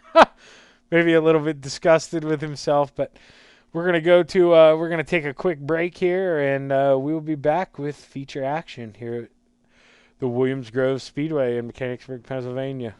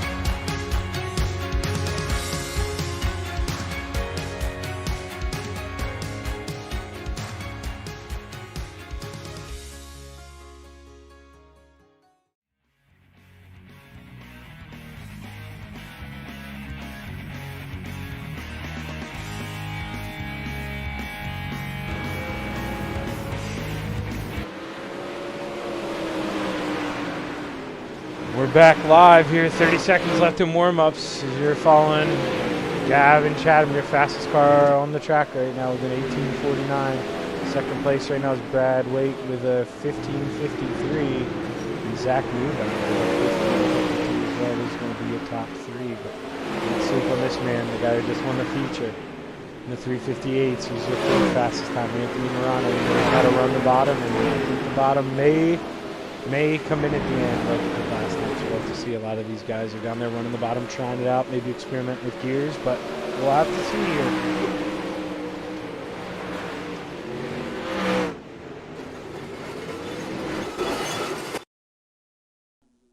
somebody was in the fence. They didn't like that. But let's go ahead and let's hit you here with your RSN Trackside starting lineup. On the pole, the 99 of Gavin Chatham. On the outside, the 78 of Jack Clevenger. Inside of row number 2, the 814 of Brad Wade. Outside, the 32 of Anthony Morano. Inside of row number 3, the 52 of Zach Neubauer. Outside, the 94 of Gary Offit. Inside of row number 4, the 5 car of Isaac Salas. Outside, the 888 of Steve Maurer. Inside of row number 5, the 70 of Mike Cramner. On the outside, the 83 of Brandon Dittmer. Starting on the inside of row number 6, the 014 of G.J. Boydell. On the outside, the 47 of Steven Stewart. The inside of row number 7, the 4 of Greg Parmalee. On the outside, the 217 of Jack Hitt. On the inside of row number 8, we have the 35 of Connor Ross, who it looks like did not grid. So possibly rounding out the field will be Trent Verstraeten. It looks like he will probably move up into Connor's spot as Connor did not grid. So.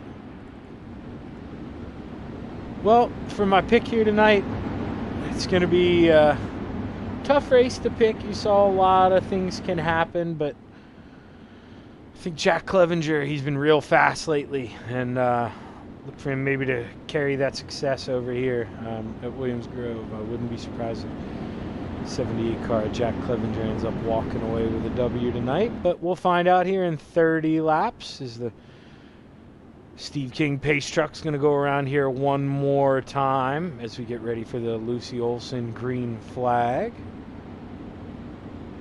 Lucy Olson, star basketball player for Villanova, who kindly has helped sponsor the league in so many different ways than one. Her father Roland races with us, so it's an honor to have her as being a part of the league and helping support her father and all of ours racing endeavors. It's definitely a lot of fun for us. But here, as we go down the back stretch, we'll see the pace truck pull off in the middle of 3 and 4, and Gavin Chatham will lead us to the Lucy Olson green flag.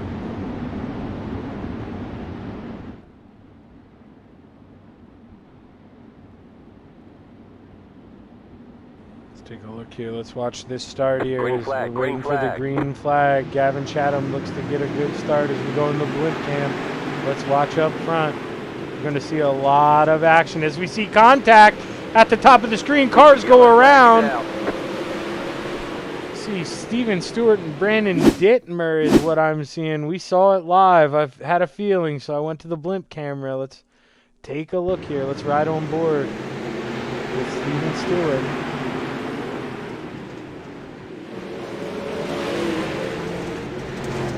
Stewart nowhere to go. Brandon Dittmer was already around in front of him, it looked like. Let's go back and take a look at this. Any indication of why maybe Brandon was sideways? Oh, car came up in front of him. He had a big run, no time to check up, and that's tough. I mean, that stuff's it's gonna happen. We're out here racing. Not too sure who it came up, but I'm not sure it matters now. Let's take one more look.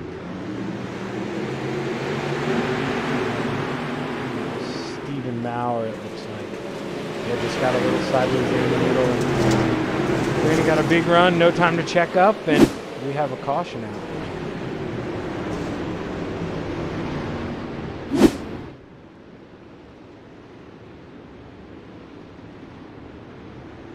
Alright, for some reason it's still telling me we're on replay, so you got to see the behind the scenes in iRacing again. I'm sorry about the mess ups tonight, but I promise we'll get her going.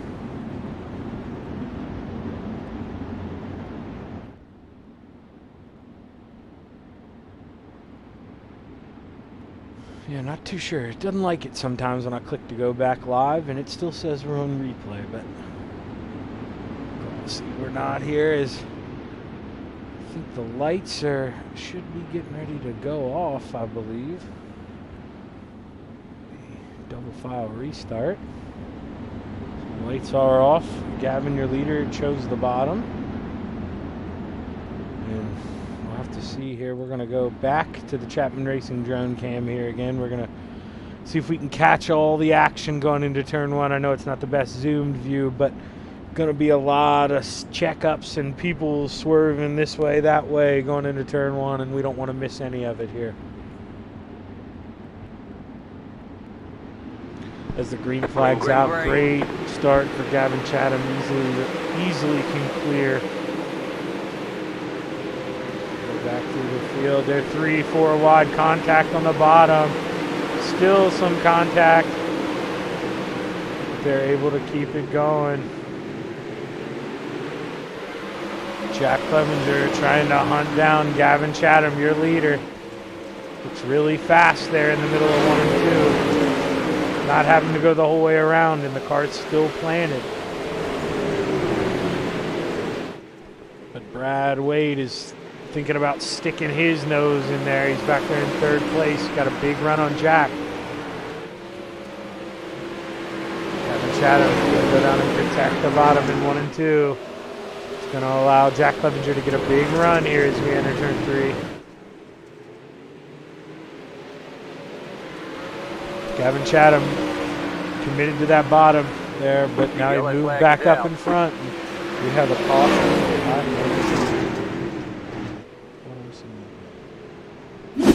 Talon Wulabari possibly?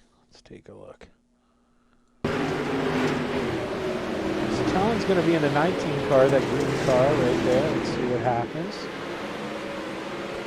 Oh, Greg Boydell just gets sideways in front of him and nowhere for Talon to go. It's right on board here.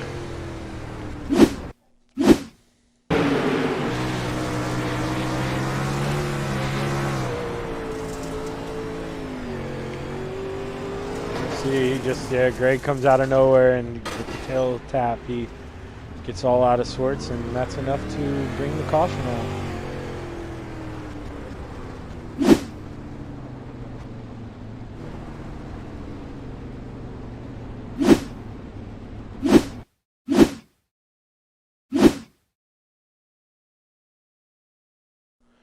I may have to reset SDK at the end of this race, ladies and gentlemen, for the next one, because it does not want to go back to live for me and throw the grid up without me clicking that button. So technical difficulties tonight. I'm sorry about that, but the replays don't want to behave with me, so you may see my graphics cut out for a second. I'm going to restart this here, but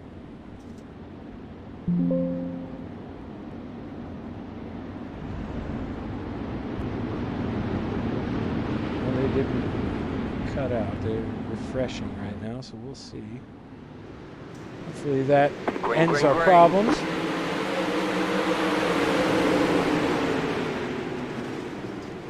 Caution, yellow flag.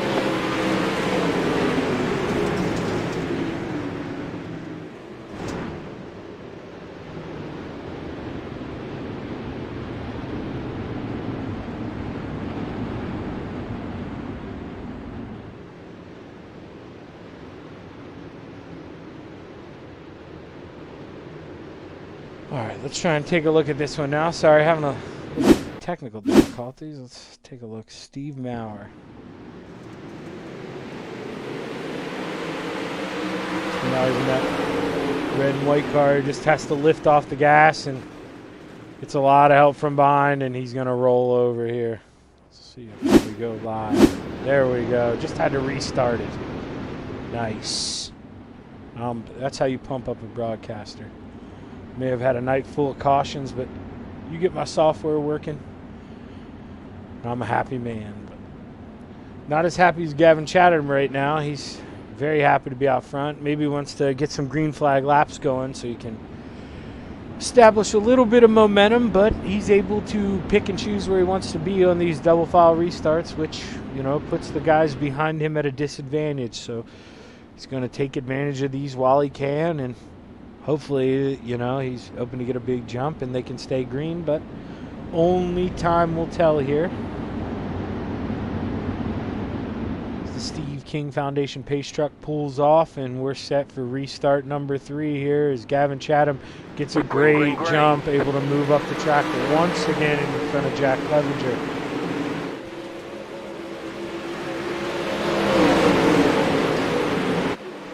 Gavin Chatham, big run, The carrying a yellow lot of flag is steam, out. and we're under caution yet again. Let's see what we got here. I think I'm seeing Brandon Dittmer possibly.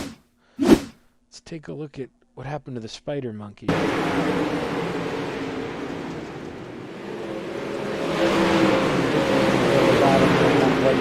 He's going to come up. Maybe he got in the wall a little bit. Got into someone, and that was all she wrote there. That's all we needed. Let's ride on board with Brandon and see if we can get a better view possibly of what happened.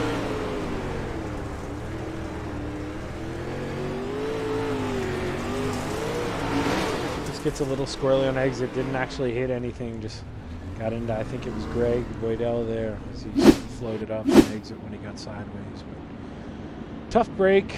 Luckily for Boydell, it didn't cost him anything. Maybe some incident points, but we have to fight another day as it didn't look like he got any damage on that 014.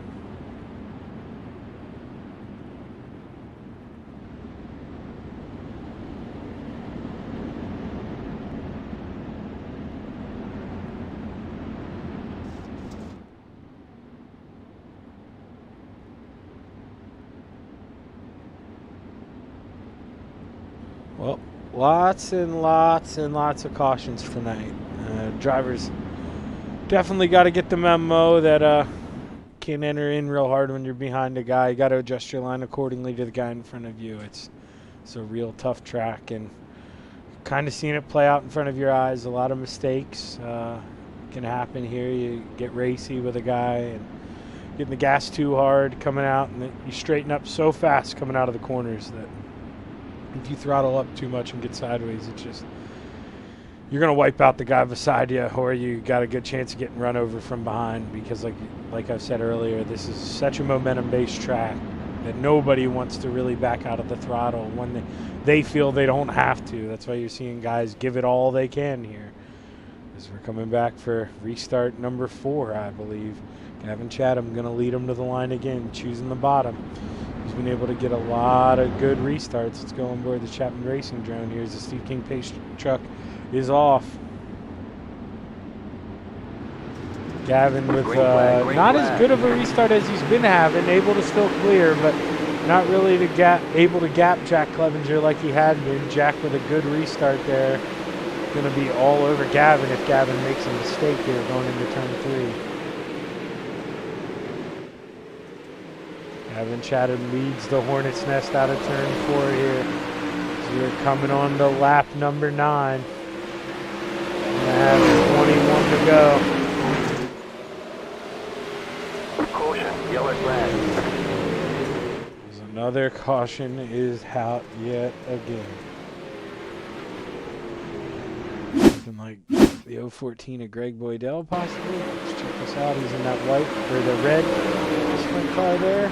Looking like 3 wide. 3 wide is tough to do at Williams Grove.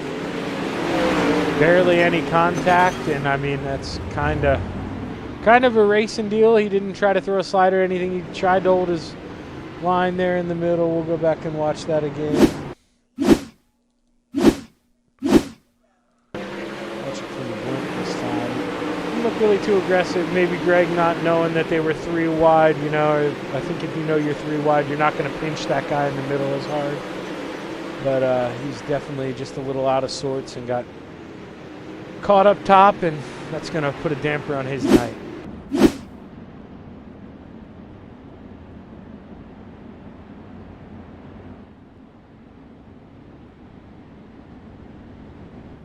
Meanwhile, 2 cars did come down in the pits.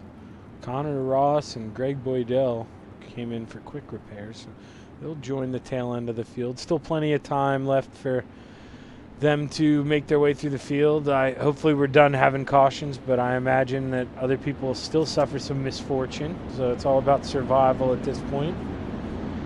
If you're out there watching, I know I don't do a great job of checking the C2C chat when I tell you to tell us who's winning, but I've got so many different screens up and only 2 monitors. I try to keep up with all of it, but I do check it in between races, and I appreciate you guys letting us know who's out there.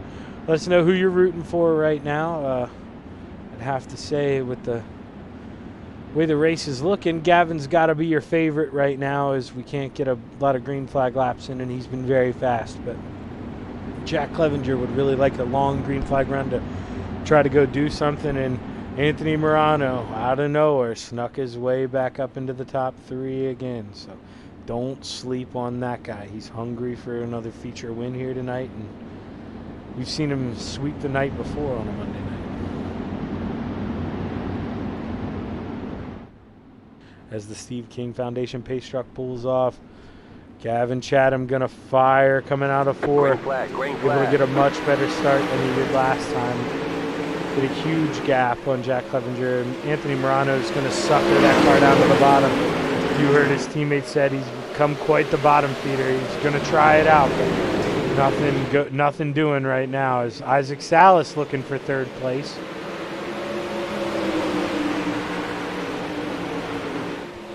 Isaac Salas trying to make that bottom line work. Not able to float up and carry momentum off. This is going to lose another spot. It looks like to Brad Wade. He gets it back in the middle of the corner, but just all that straightaway Yellow speed. flag is out. Another caution is out. Oh, I'm going to have nightmares of these cautions tonight, ladies and gentlemen. We can go back and see what happened here. Possibly Brandon Dittmer.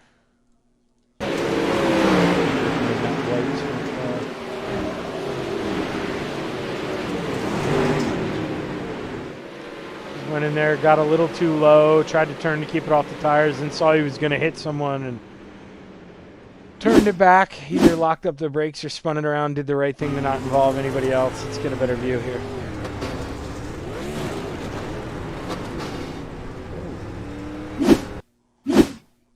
I'm not sure when that was.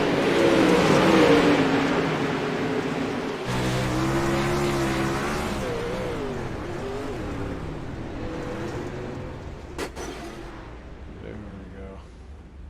Yeah, you see, you just maybe turned in a little too early and tried to keep it off of him, did the right thing. Tough break for Brandon.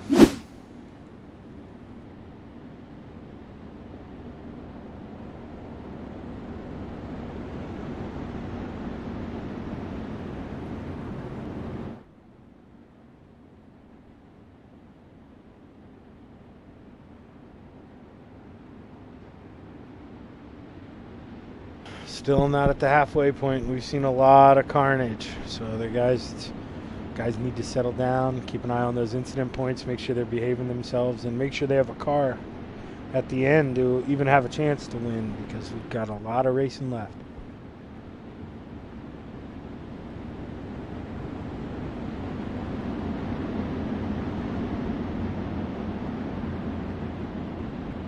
Steve King Foundation pace truck has its lights off, should be pulling in here in the middle of turn 3 and 4, and Gavin Chatham will lead him to your green flag here once again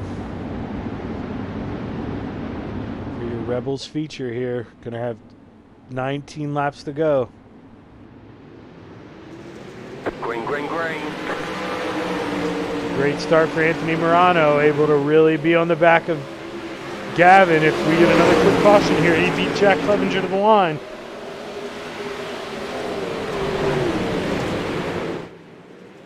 Going to see Anthony Morano didn't even think about floating it up. That's really going to cost him coming out of 4s. He's going to give second back to Jack Clevenger.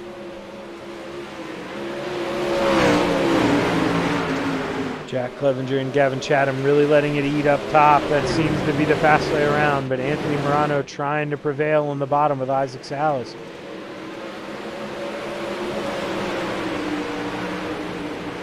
Isaac Salas seems to be one of the quicker cars on the track right now. He's doing it on the bottom.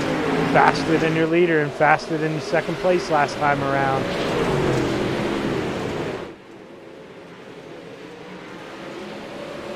Looks to be a little faster than Anthony Morano as well. He's really trying to will his way past him.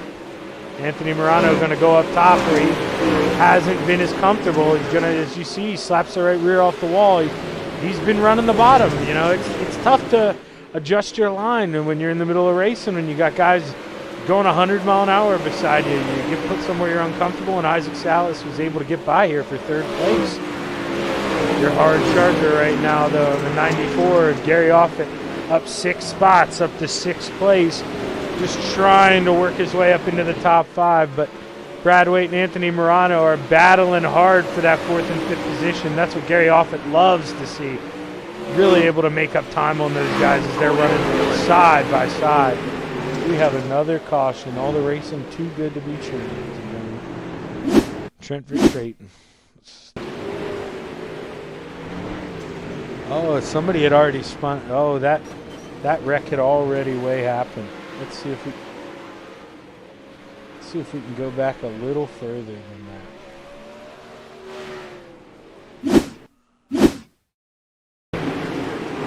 Oh yeah, so the contact started there with Offit and Trent. Let's see if we can go back maybe even a little further. And I said Offit, I think I meant Greg Parmalee. But let's see here. I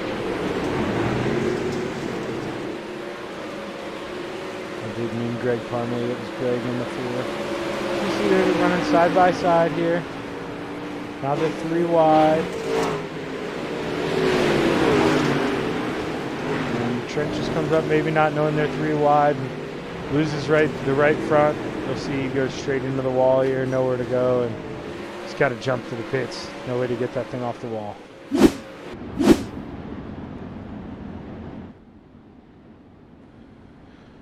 Back up front, though, Gavin Chatham.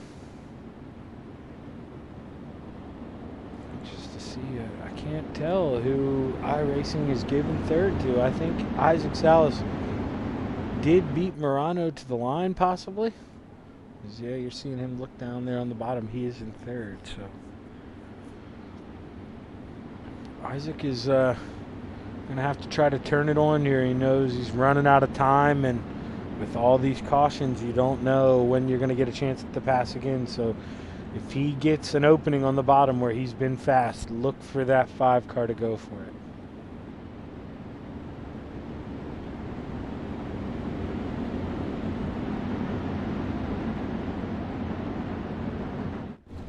You know, as someone who's been really fast here, let's ride on board with him here. Let's do something real here quick, because I don't have this on my thing. Let's actually run cockpit with him for just a lap here while we restart.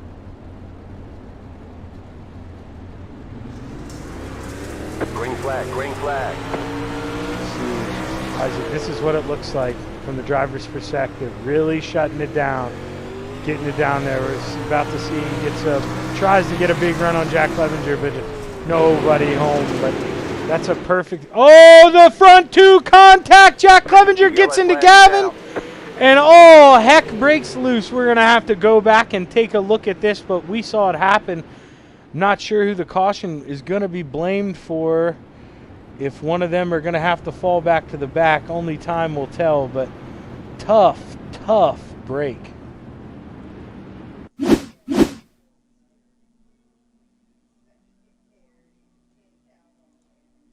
Let's go with Jack Clevenger here. Keep this. 2v1. We're going to keep it in slow motion here just to take a look and see what happens. We're going to go in the blimp.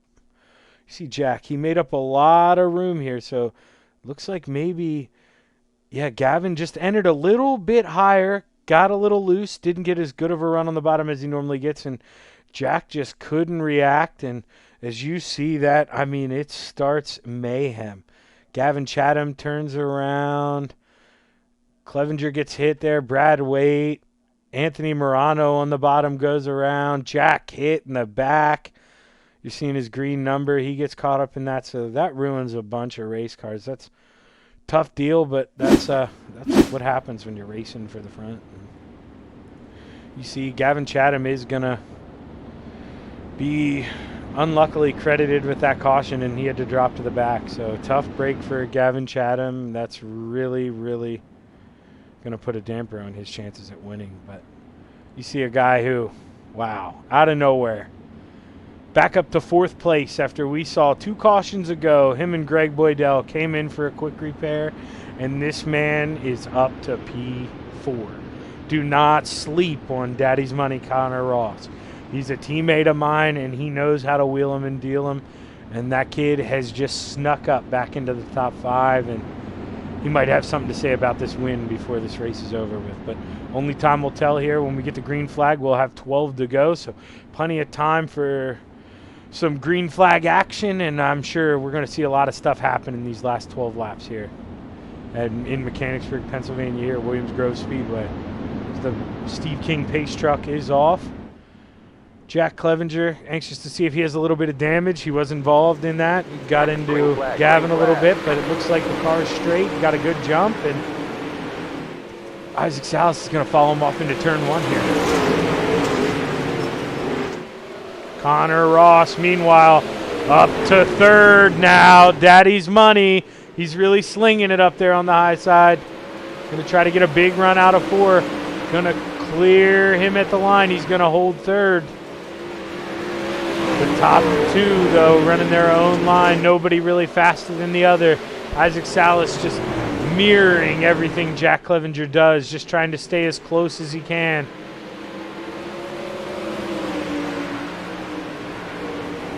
He's making up a little bit of time. Made up a 10th and a half on that last lap. Connor Ross not really able to make up any ground in 3rd place as you're seeing all the action up front here. Let's take a look at Talon here trying to make a pass for 5th. He's in 6th right now. It's Connor Ross there on the bottom of the exit of 2. Talon's maybe thinking about trying to follow Connor down there. He's going to go in there, throw it in. Going to get sideways in the middle of the corner. Is Gary Offit still going to be able to hold on to your 5th position? Is Gary Offit up 7 spots? He is your biggest mover. Let's go back to the front. Jack Clevenger able to still maintain that half a second lead as Isaac Salas tries to be as smooth as he can, reeling him in.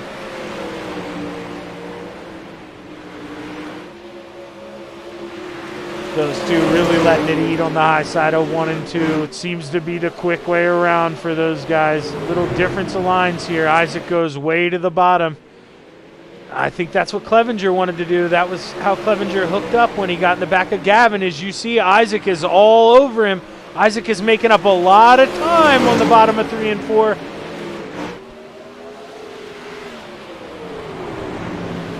Clevenger's really going to slow it down and take that line away from Isaac. He knows if he can't be as fast as Isaac at it, he's got to get him off his groove.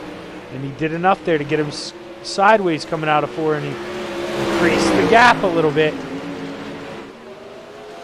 Back to 5th place. Anthony Morano back up there after being involved in your last caution, raced his way up there. Gary Offit fell back to 8th. He was your hard charger, new hard charger. Steven Stewart in 4th place, up 5 spots, trying to hunt down Connor Ross there for your final podium position. But all eyes are up front right now as we come out of 4. We'll get the 3 to go this time by. Any mistake from Jack Clevenger, and Isaac Salas is there to make him pay for it. Going to run the same line here in 1 and 2. Isaac is going to look to maybe diamond off. No, he's going to stay behind him. Isaac Salas, big run in the middle of 3 and 4. Able to pull up aside, a little bit of contact here as we get 2 to go.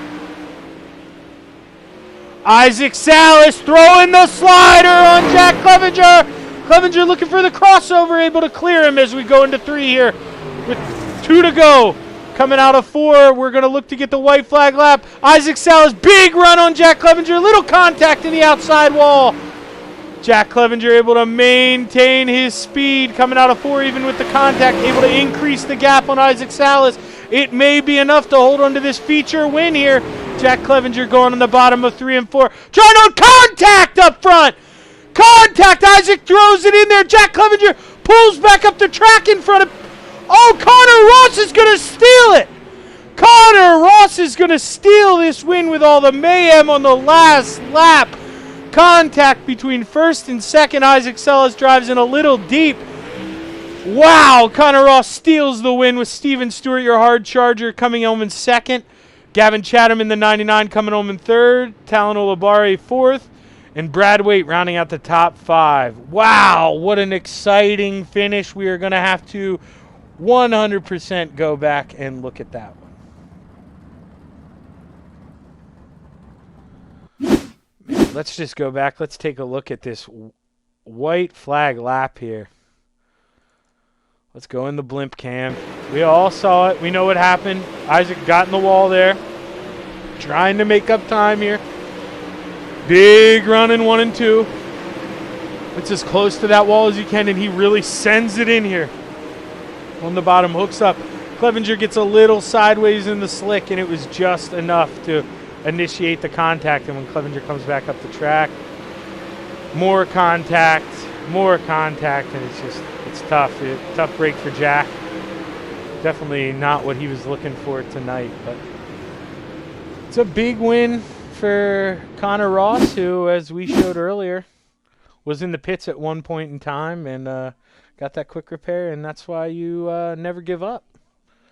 Perfect example here, but let's go ahead and pull up your third place finisher here in Gavin Chatham. Gavin, Zach in the booth, man. You got a copy? Hey, Zach. How's it going, man? Holy crap, what a last lap, man. What did it look like for you coming through turn 3 and 4? Chaos. That's what it looked like. Complete chaos. No, you're going down the straightaway. You're going in a corner, and it was a good race there between Anthony and I believe Steven. I think they're racing for that last transfer spot, and I thought I might have a shot going into 3 and 4, trying to hug the bottom there, and then all of a sudden I seen 2 cars sideways, and I just checked up, and luckily we were able to squeak through there to pick up third. Well, man, that was a lot of fun racing, and I mean, the 2 up front, Isaac and Jack, they seem to have a little league of their own, but I know you don't want to, I'm not trying to get you into any trouble here, but you were pretty quick, too, before that contact, and it's really cool to see you get back on the podium. Well-deserved, man. You got anybody you want to thank on the third place? No, yeah, it was a good run for us. Unfortunately, some circumstances didn't work out, and you know, it is what it is. Unfortunately, yeah, I'm not happy about it, but that's racing. It's gonna be you're not gonna be happy about some things, but we definitely had a car that could was able to win that race and capable to win. So shout out to this team, Chatham Motorsports, Mike Schick Motorsports Design, Velocity Race Design. Miller Time Motorsports and Northeast Outlaw Motorsports. Thanks for all the sponsors, all the support. Shout out to Anthony Morano there too. He was running a heck of a race with me there. Definitely coming up through the field. That deal didn't work out for him at the end either there. But shout out to him for a good run. And thank you guys, thank Coast to Coast and everybody behind the scenes, all the sponsors, everybody who puts on this league and lets us come out here and race and have fun. Um, Gosh, who am I forgetting? My fans, all the fans that come out and watch the races too. I hope we put on a good show. Regardless, I hope that was an exciting show for everybody, and I just want to thank my fans too for coming out and supporting. Yeah, if I'm being honest, all the cautions a little dull there in the beginning, but boy, did that finish make up for it. So congratulations, Gavin, on sneaking back into the podium, man. You deserve it. You were real fast tonight. All right, thank you, Zach. Yeah, it was a good. Once we started getting racing there, Williams Grove can be fun. It's very technical, and it was definitely getting fun there. And it was fun. It was kind of nerve wracking coming up through the field there, but it was definitely fun. It was some good racing there from everybody. Yep, had to earn it tonight, man. Congratulations. All right. That's Gavin Chatham, your third place finisher. Let's bring up your second place finisher and hard charger. He's your hard charger tonight as well. Steven Stewart, man, you got a copy? This is Zach in the booth. Yes, sir. I hear you. Well, hey, man, I asked Gavin. I kind of know what happened. I brought the replay up. I'm not sure if you had a good view of it. But what was that like driving through that mayhem there in turn 3 and 4 on the last lap? Oh man, I just Morano. He had just got me in 1 and 2 there on with the white flag in the air, and I was just looking to make a pass on him. And as we came into 3, I saw I had him set up all right, and I thought maybe if I could make it happen fast enough, I might be able to, not clip off, but clear Connor too, and maybe get a twofer. And as we came into 3, I saw just 2 cars sitting backwards, no yellow flags. So I was like, all right, back out of the throttle. I had somehow weaved through them, and like I told Connor, man, I thought I had it won. I looked forward, I just saw the checkers, and then Connor just singing by on the outside. But yeah, that was wild. Definitely, I didn't expect the race to end like that. Isaac and Jack were moving, and so was Gavin. Yeah, that was a heck of a finish, man. But like I said, I don't know if you heard, you did get the hard charger as well, so that's another 5 bonus points for you. That's a good night for you. But you got anybody you want to thank on the second place finish here? Yeah, I'd just like to thank Exo Skins, Docs Racing, the boys that helped me out with the setups that I've got with them, and just my family for putting up with me for an hour and a half to do these races every Monday, and you guys putting on great streams. The whole Coast to Coast crew. I don't know, Roger. There's so many of them. Jack, all of everyone that does everything. Thanks to them, it's been an awesome time racing here. I'm looking for that win. Well, hey, man, with runs like this, they're going to come. You looked fast tonight, and you made your way up through the field, no problem. So congratulations on that second place finish, man. And you're going to run the next race since you transferred? Thanks, dude. And I don't know. All my whole family's sick, so I might just go lay down and watch some TV. I would usually take it up. I made it in my first night ever racing with them, and it was a good time. I don't know, not really feeling it tonight. Arms are kind of sore. We've all been there, man. But congratulations, and hopefully we see you again next week. Thanks, man. Have a good one. That's Steven Stewart in the 47, your second place finisher. But let's bring him up, man. Let's bring up Daddy's Money, the kid who, I mean, we're watching it right now live in the slow motion. The kid who just came out of nowhere to steal the win on the high side at the end. Tell us a little bit about that finish, Connor. It all started, the beginning of the race was a total crap show. Had an incident in my heat, and then even before the feature, I was messing around with my setup and missed the grid, so I started dead last, and I just knew I had to keep it clean. It's a tight track, long but tight track, so you gotta gotta keep your nose clean. And that's just what I did, and I had to stay out of it. Got into it once or twice, but I stayed out of it enough where I kept my nose clean and just knew that if I was there at the end with those two running 1-2 and as hard as they were, anything could happen, and it sure did. Yeah, no kidding, man. You put yourself in the right place at the right time. I did notice I caught you on the broadcast. You had to go in the pits there with Greg Boydell. Did you have to go in and use a quick repair at one point in time? Yes, yeah, I did use it. I was gonna. It was 50-50. I didn't know if I had damage or not. The car felt a bit off, but we had so many cautions before that I wasn't sure if that's just how the car felt, and I wasn't used to it. But I went in. I said, we're only 10 laps in. Might as well get it done with now. And I'm not gonna beat my head against the wall if I stayed out and there was damage. So no, I did the smart thing. Went in and took a fast repair. Well, hey, man, congratulations. I talked to you earlier. You've been sick as hell all day. You sound it, so I won't make you talk all night. But congratulations on the win, and go ahead and give us your shout-outs here real quick. I got to shout out everyone from Gambler. And I actually got strep throat. I went to the doctor's just before this, so I got strep throat, so it's hard for me to talk. But Burger Bar, Petro Plus, Ace One Construction, Pesky Penguin, Coast to Coast, and everyone else. Thank you.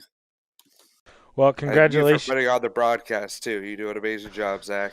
I appreciate it, bud. And congratulations. And I know you're not feeling good, but are you going to run the A race?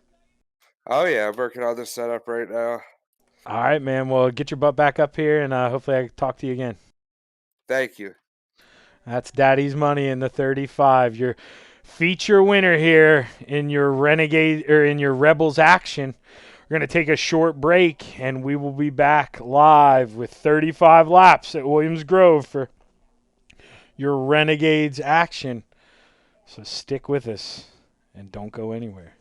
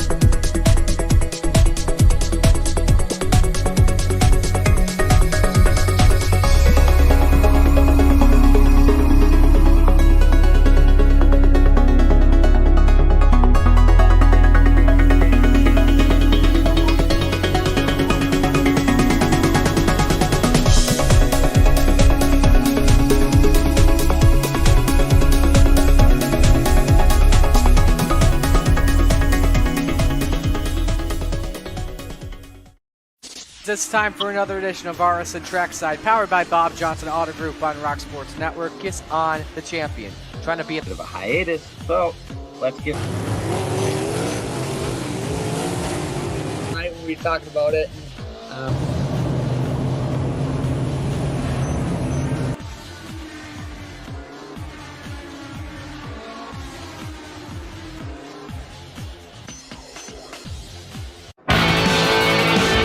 Well, good evening, everybody. Welcome to our weekly race chat. Adam Ross and Clinton Jeffrey are live and interactive every Tuesday night. Rivals Race Chat is your home for race discussion, debate, news, interviews, and more. They'll even take your questions and comments live on the air and talk to some of the newsmakers each week. Tune in every Tuesday night at 8 p.m. on GeForce TV.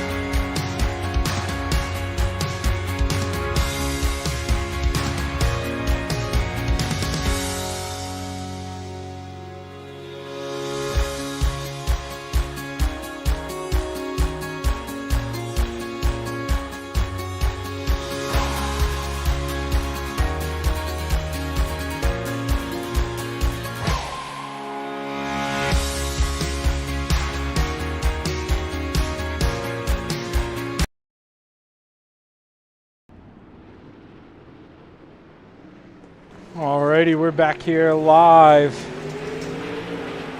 for the Renegades action. So I took this gig on short notice.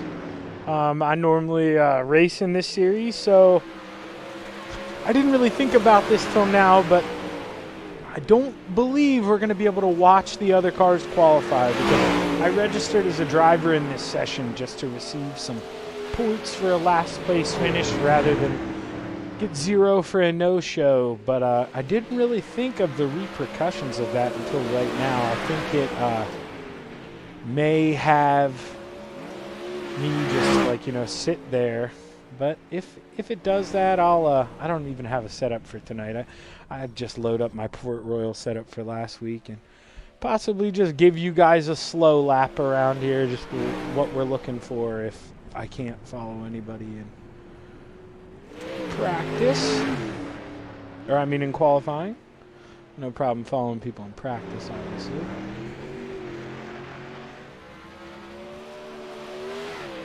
Show you what we're looking at here. Right on board right now, Brennan Lacey. He's number 4 on the time charts.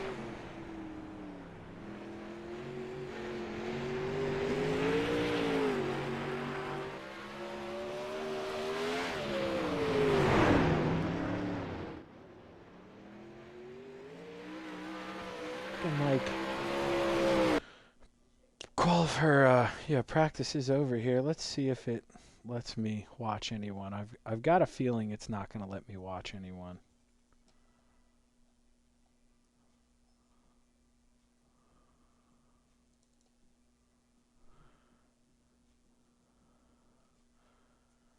Yeah, it's going to misbehave. So what we're going to do is we're going to go in here. We'll just throw a setup in here to see what I got here.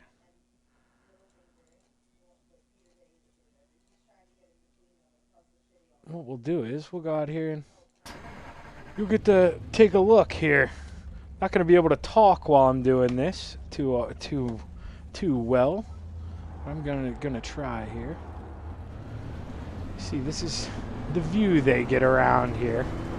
We're not going to run a full bore qualifying lap. Got my hand on my keyboard trying to talk. Talking with one.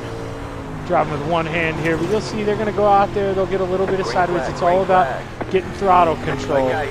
Coming down the corner, they're going to really want to. You heard them talking about binding it up. It's hard to do with one hand, but you're going to want to slow it down if you run the bottom. You're going to want to get even lower than what I just did. You definitely don't want to run that high up if you're looking to get the bottom. But I imagine you're going to see a lot of guys, if we could watch it, run in the top here. But we'll see as we go on into heat race number 1 where the guys are at. You can just see a little bit of a feeling. We're going to try something different. We'll shut her down here. We'll really slow her down, and we're going to get 2 sideways on entry. We see how slick the track is there, and that's going to be, 2 laps here at Williams Grove. Obviously, they're going to want to be a lot faster than that, as you see right now. I'm 17th quickest. You get to look at what the drivers look at. We can look at their exact times here. Right now, Blake Chapman's going to be on the pole. Jesse Atkinson's going to be in second. And Kyle Moonan's going to round out be third. Stephen Goldner 4th. And Brennan Lacey's going to round out the top 5 here. So let's go ahead and let's get back to behave broadcaster mode.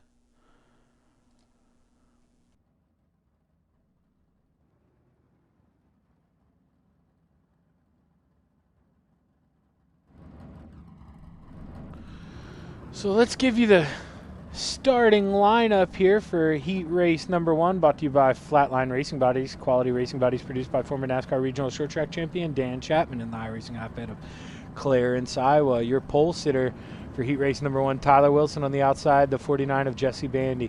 The inside of row number 2, the 30 of Stephen Goldner. On the outside of him, the 20 of Blake Chapman. The inside of row number 3, the 99 of Gavin Chatham. Outside of him, the 91 of Kyle Sargent. Rounding out the field in the 161 of Terry Landis, and on the outside is the 7 of Mr. Bob DeGood. Still waiting on the top 2 here to grid up. We've got a little bit of time. I don't think the top 2 are going to want to not grid. They are, or no, they aren't teammates. Tyler Wilson and Jesse Bandy are not teammates. Tyler Wilson, the macho man, he teammates with Patrick Spangler. Hopefully he makes this grid. He is not going to want to miss this grid, that's for sure. He makes the call with a couple seconds left here as we're going to have a full field of 8. see, we saw lots of action happen in the other heats. People make mistakes, get up too high against that wall. We saw the last race, it went a real long time, which always means that the guys in this room were practicing for much longer. That's why you see the track as wore out as it is. You just got this. These guys have gotten hundreds of laps on this track, before even basically the broadcast came up at this track. So I mean, it's beat up. It's a totally different track than we saw last race, and guys are going to have to adjust. Here's we see the leader, Tyler Wilson, maybe lagged out for a second. Hopefully that gets under control here as he's blinking as we're getting ready to go green. That's never fun to be behind that if you're Stephen Goldner. It's kind of probably putting him in a panic. Green flag, green flag. Here's the green flag. We're off for heat race number 1. Lucy Olson, green flag. Here we go. Tyler Wilson able to clear Jesse Bandy and take over the lead spot here. Seeing Blake Chapman down there on the bottom, the popcorn man. He really knows how to run down there. As you see, he's moving up beside Bandy for second. He knows Bandy's one of his toughest competitors. Got to get by him now here in the heat. Put all those starting spots between you and him in the future. Now Blake's stuck on the bottom as Stephen Goldner looks to go by on the outside of Blake Chapman. Really hooking it up there, but gets sideways in the middle of turn 4. Able to let Blake get back in line. Stephen really running that high side in 1 and 2 higher than anybody else. And it's paying off with straightaway speed. It looks like, he's lost all that time there in the middle of the corner, but on exit, he's just runs him back down like he's in a rocket ship. As Blake Chapman looks for second on Jesse Bandy. Able to beat him to the line.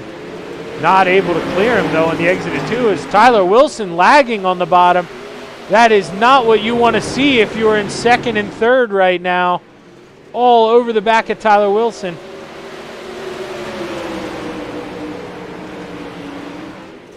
We're halfway.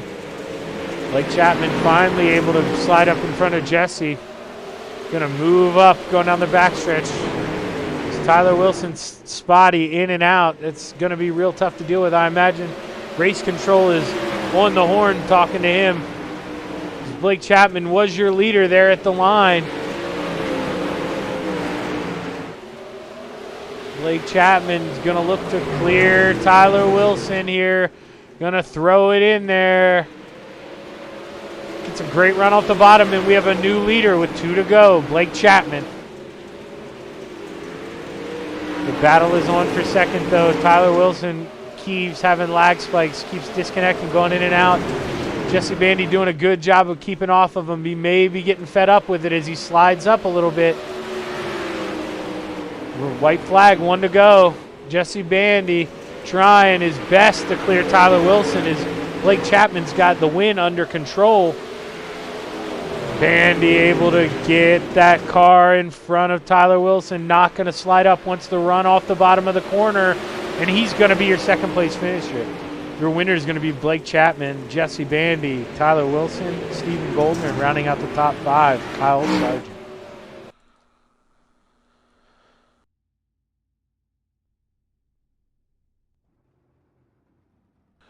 Go ahead and roll into heat race number 2, brought to you by Full Throttle Motorsports. Not just your average racing team. Full Throttle Motorsports has members that range from 18 to 57 years old from Minnesota to New York. FTM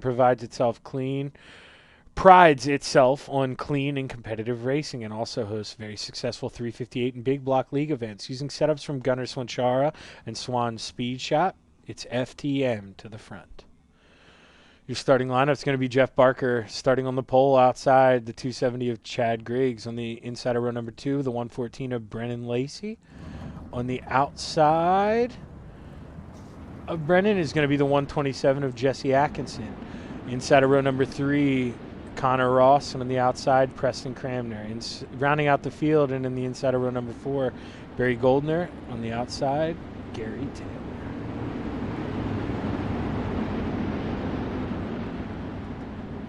Steve King Pace Truck should be pulling off here as the drivers get set to roll to the green flag. Jeff Barker's going to lead us to the Lucy Olson green flag restart here. looking to get as good of a run as he can on the bottom so he can go up and clear Chad Griggs. Chad Griggs, no stranger to this league. Very fast Green flag, anytime green he comes flag. around. So they're going to be looking to get ahead of that guy as soon as they can. Chad's looking to really hook it up on the outside, trying to get that big run. But Jeff Barker's not letting him go anywhere. He's going to stay to the inside. Jeff Barker, though, if he wants to run that bottom, he's got to get a little bit lower. He's running kind of where I messed up in qualifying. You don't want to get stuck in no man's lane. You got to put it right on the bottom where Blake Chapman was. You want that left rear right in attack. Chad Griggs loving what he's seeing behind him all this racing. He just gets to walk away out here out front. As the battle right now is on for third place between Brennan Lacey and Jeff Barker. Brennan Lacey, the car on the outside. Oh, really shuts the door on Barker going into turn one. Trying to run the middle. Barker does a good job of getting on the binders and holding pace. Jesse Atkinson trying to diamond out of 3 and 4 to get a run on your leader, Chad Griggs, as he's going to throw it into turn one with a slider. Chad Griggs looking for the crossover. Able to clear him by the end of the backstretch. Is he going to go up and park it in front of Jesse? Jesse's going to look to diamond off again. Chad kept it on the bottom. He knew what Jesse was going to try to do. Is he's going to go in here and keep it in the middle, not going to shut the door. Jesse's going to get a big run, and this may be what he needs to take over the lead. Chad Griggs throwing it in there, but Jesse's going to cross over. He's loved that crossover line in 3 and 4, and he's going to take over the lead at the line here with 3 to go. Chad's going to throw it in real hard into turn 1 and 2. We're going to try to get a run back on him. Just not going to get enough speed going in, but really closing up on him in the middle of 3 and 4 as we're coming by 2 to go this time. Meanwhile, Connor Ross must have gotten some trouble. He had to pull off track. I see him in the pits. He's 1 lap down now. So tough break for your feature winner of the B race there, your Rebels race, as we're coming down white flag. Chad throwing everything he can, but Jesse Atkinson, he is on rails right now in the middle of 1 and 2. Final time through 3 and 4, heat race number 2. Jesse Atkinson looking to get a big run off the bottom. He is going to be your winner in heat race number 2, followed by Chad Griggs, Brennan Lacey, Jeff Barker, Barry Goldner, Gary Taylor, and Preston Cramner. Preston Cramner still coming out of 4. He may have been in that misfortune with Connor because he was back there always. He's going to round out your field here for feature number 2. So we're going to ignore me. Well, I guess we'll get to me, actually. We'll just read it off because that'll be who we're waiting on. But so, heat race number 3 here, brought to you by Top Notch Trucking, Glenridge Motorsports Park, your Sunday night home for the Dirt Car 358 Modifieds, also showcasing Dirt Car Sportsman, Dirt Car Pro Stocks, and new for 2024, the Rush Late models. The Dirt Car 358 series will make a visit to the Ridge once again in 2024. Last year, 47 358 Modifieds filled the pits with the likes of Stuart Friesen, Matt Williamson, Mike Mahaney, Billy Dunn, Felix Waugh, Lance Willix, and so many others.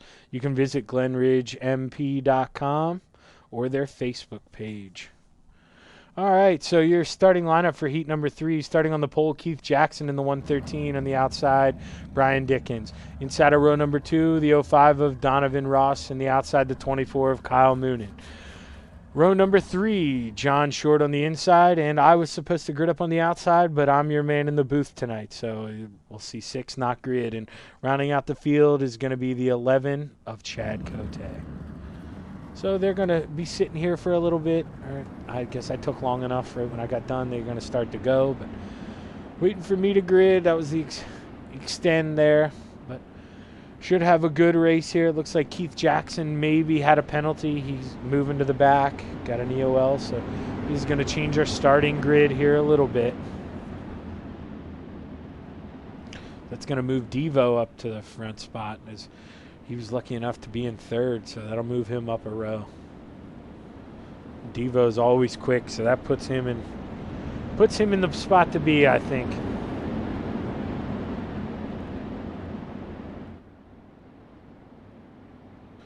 Here's There's the pace. Steve King pace trucks off here for the Lucy Olson green flag. Green flag, green flag. And they're off. Donovan Ross looks to get a good jump. He did on Brian Dickens. He easily able to move up. John Short now trying to make work of Brian Dickens on the bottom, trying to get a big run coming out of 2. Gonna look, but now Kyle Moonan's able to get on the high side of John Short. But battle for the lead. Brian Dickens able to go by on the bottom in 3 and 4. We're 3 wide for second place. Almost 4 wide coming out of 2. Brian Dickens loves what he sees in the mirror if he's got it on. These guys battling hard. 3 wide again for second place. All over the place. So much action on the track right now here for second. Donovan Ross trying to get it back, trying to go high on Kyle Moonen. Big run, gets in the wall, clips Kyle Moonen, comes back in front of John Short, and that's going to ruin 2 cars. Donovan Ross upside down. John Short trying to pull in the pits is stuck. That's going to be a tough break for Shorty. Not really anywhere he could go, just caught up in somebody else's mistake. Brian Dickens, meanwhile, loves it as he's got almost the second gap now on Kyle Moonen. Or does have a second gap, 1.4 seconds. So Brian Dickens is just trying to hold on, keep this thing straight. Keith Jackson was able to survive through all that and get a lot of the spots back. So not as hurt from that heat EOL as he was earlier, but definitely would have liked to have not received that penalty as he would have been able to be out front. But still nothing wrong with third here.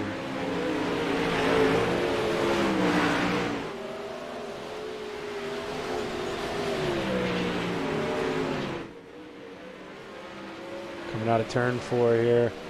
Brian Dickens getting the 2 to go. Got a big lead on second place Kyle Moonen out to 1.8 seconds. He's got plenty of time to experiment, can try whatever he wants. Kyle Moonen is really nowhere to be found. And Keith Jackson is kind of in his own battle for third, but as I say that, he messes up a little bit. And Chad Cote is able to get a little closer to him. We'll watch this. It's really the only battle on track as Brian Dickens is going to be here. Heat race number 3 winner. Big lead.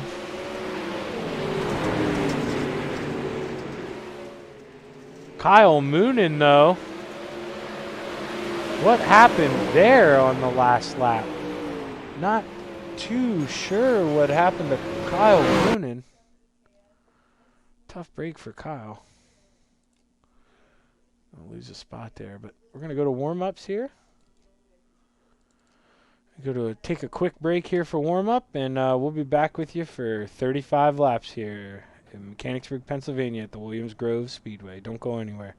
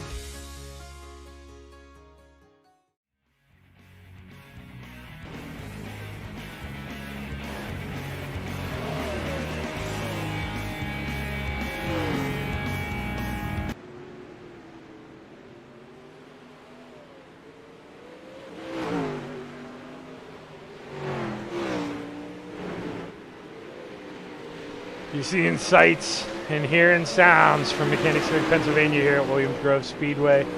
Got 15 seconds left here in warm-ups, and then we'll hit with the RSN trackside starting lineup, but we should be in for one heck of a treat here. I imagine we'll see some cautions. We always do at Williams Grove, but be patient, and maybe we'll be treated to another exciting finish like at the end of the Rebel Series feature, where Connor Ross was able to go from third to first and turn 3 and 4 on the last lap to take home the victory. But alrighty, so for your RSN trackside starting lineup, let's give you the order here. Starting in first, the 20 car, the salesman, Blake Chapman. Sorry, I rhymed it with my name, Blake. Starting on the outside of him, the 127 of Jesse Atkinson. The inside of row number 2, the 122 of Brian Dickens. On the outside of him, the 49 of Jesse Bandy. Starting inside of row number 3, the 113 of Keith Jackson. On the outside of him, the 042 Macho Man Tyler Wilson. Starting on the inside of row number 4, the 114 of Brennan Lacey. On the outside, his teammate, the 24, Kyle Moonen.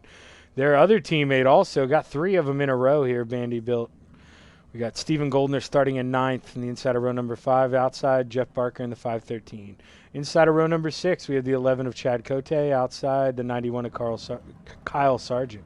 Inside of row number 7, the 36 of Barry Goldner. Outside, 51 of John Short. Inside of row number 8, the 99 of Gavin Chatham. On the outside, the 34 of Gary Taylor. Inside of row number 9, the 05 of Donovan Ross. Outside, the 161 of Terry Landis. Inside of row number 9, the 07 of Preston Cramner. On the outside, the 7 of Bob DeGood. And rounding out the field is the 35 of Connor Ross. Connor Ross slow to get away, back in the back. Well, this is going to be an exciting race, and I don't want to jinx him. I like Blake a lot, but I'm going to pick him for this win. He likes the bottom feed, and I think the bottom is going to come in at the end, and he knows how to protect it better than anyone. Blake is very fast, but don't sleep on Jesse Atkinson. He's been very quick, and there are a lot of guys got to move their way up through the field tonight that I wouldn't be too shocked if maybe Gavin Chatham, if he could survive through some of the mayhem. If he gets up into the top 5 for the night's over, he's starting 16th. And you just got to watch out for guys like that. It's any man's pick, but I think the smart pick right now, and definitely the favorite, is Blake Chapman. There in the 20. The lights are off, though, on the Steve King Foundation pace truck, and you see we still have Tyler Wilson blinking in and out a little bit on the outside up top. Hopefully that calms down in the feature. We saw it happening in the heat race, and that didn't cause any chaos, but boy was it close as the front 3 were racing real hard. And if you're fast and competitive, you definitely don't want to have a car that's blinking. Right on board here, we'll actually go to the blimp cam. Here's where the Lucy Olson green flag, the pace truck's off, and Blake Chapman is set to lead him here to your green flag. Jesse Atkinson with a great jump on the outside.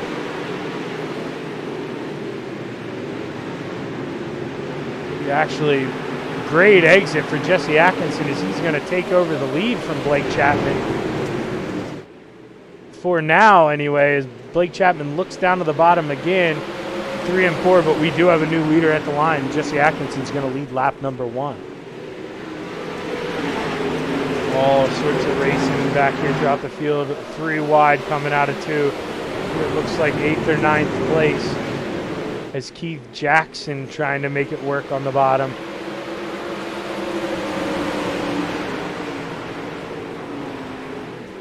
We're having a battle for the lead, though. Blake Chapman is looking low on your leader, Jesse Atkinson. Really making that bottom work, shutting it down, going real slow, keeping it straight. You see he can really punch it off corner exit. You see he's got all that tack, and we have a new leader here, lap number 3. Blake Chapman really making the bottom prevail in 1 and 2. That's where he's been fast. Okay over here in 3 and 4, not as much room on exit, but really making it work on the bottom of 1 and 4, or 1 and 2, as you see Atkinson making the high side work on the exit of 4, really coming back at Blake. Good run through the middle of 1 and 2 as Jesse Atkinson and Blake swap positions back and forth going down the backstretch. You're seeing Blake just take a lot of care of that right rear tire, though, riding around the bottom nice and slow. But I think you're going to see Blake have to start to move up soon as he sees how fast Jesse is. Doesn't want to let him get away.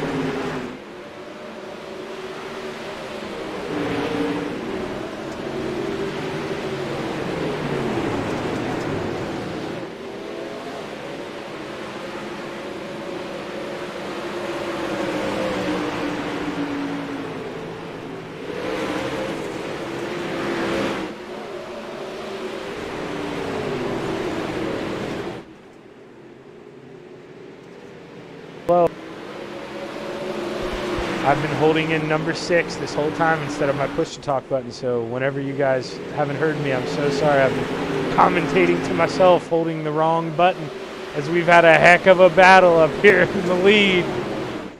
Blake Chapman keeps looking on the bottom, just not really able to get that big run, but he is saving that right rear tire right now, which could come into play, especially, you know, knock on whatever you got in front of you. But right now we've been straight green flag. This is the most we've seen, so we are going to see a little bit more tire wear than in the last race. Brian Dickens, though, he's coming out of nowhere. He's been the fastest car on track the last couple times by. We're in a 19:14 this last lap, his fastest lap of the race. Brian Dickens all over Blake Chapman for that second place position now. Able to really put it in the middle of the slick there and just get good bite on the exit. A lot of people struggle, but Brian Dickens has been able to get a lot of speed out of that slick in the middle of 3 and 4 as Blake Chapman thinks about going up and shutting the door, but there's no room. Brian Dickens thought about the crossover, but just no room. Blake did a good job of holding that bottom middle groove, not really allowing anyone to cross under him. Brian looks to the top again, just not any room. Blake shuts the door. He's got to get out of it.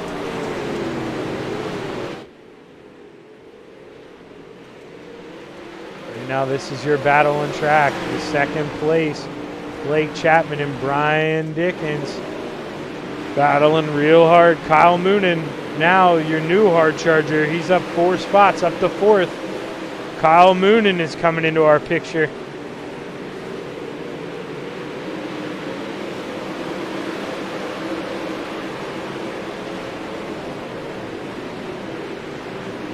Not really anywhere for Kyle to go, though, if he does come up on these guys. As both lines are taken right now, it's real tough to get the middle going here at Williams Grove. It funnels all out to the middle high side on exit, so you don't want to be stuck in the middle 3 wide here. He's really hoping that somebody in front of him makes a mistake so he can pick them off one at a time. He doesn't want to have to go into this pack of hornets in front of him. Jesse Atkins. Oh, contact! Brian Dickens gets sideways, comes down and gets into Blake Chapman. Blake able to recover, but Kyle Moonen, your big winner, carries all momentum around Brian Dickens and Blake Chapman. Up 6 spots now to P2.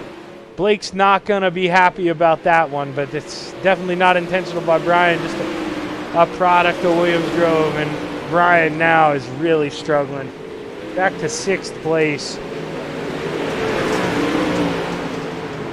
Now Keith Jackson goes by, moves him back to 7th place. And they aren't done yet as Mr. Goldner says, I'm going by too.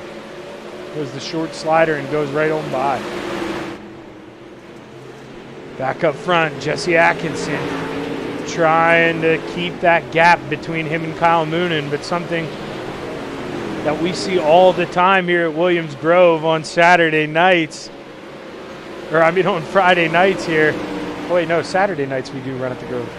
Fridays mostly Lincoln. I believe we run most of Saturday up here in Mechanicsburg. So call it Saturday. We see it a lot. Lap traffic here at this train track. And Jesse Atkinson is coming up on it quick. This is going to be a show, ladies and gentlemen. You're going to have to see him pick his way through lap traffic with 2 of the best this league has to offer right behind him in Kyle Moonen and Blake Chapman. As he's coming up on lap traffic in about 2 or 3 laps here, maybe even quicker.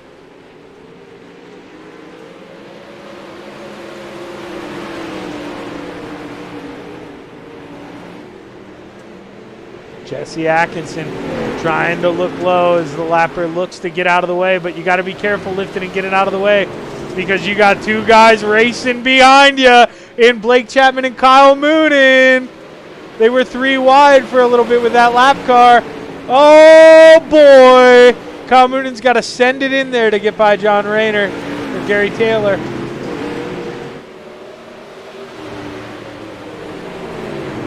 Really had to go plant it in there to get by Gary Taylor. Didn't want to lose a spot to Blake Chapman. He knows Blake's all over him.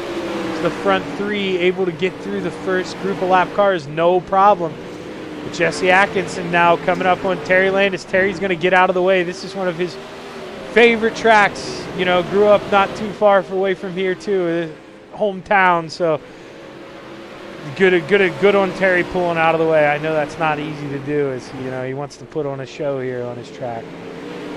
Lets the guys up front be able to race and got a big gap. Lap cars may not be a problem again here if we stay green.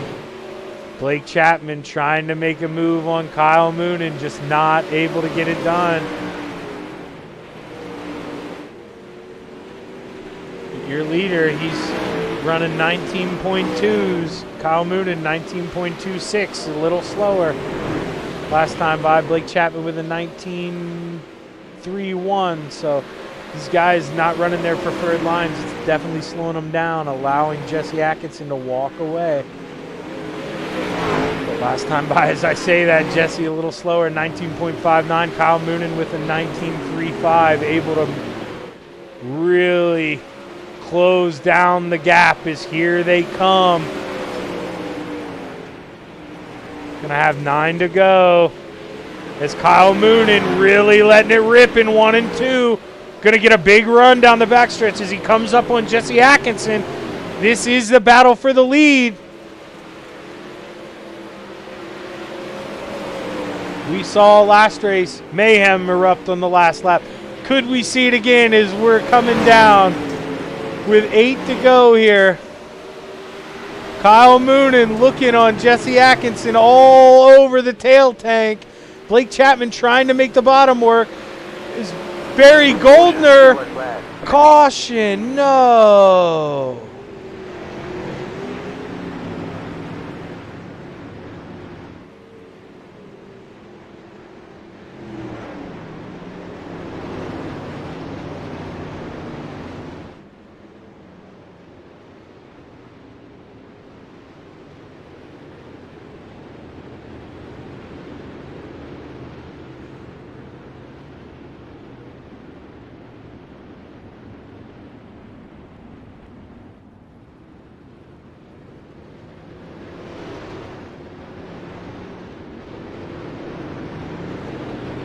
So I ran into some technical difficulties. Going to go back and we'll get a look now at this crash.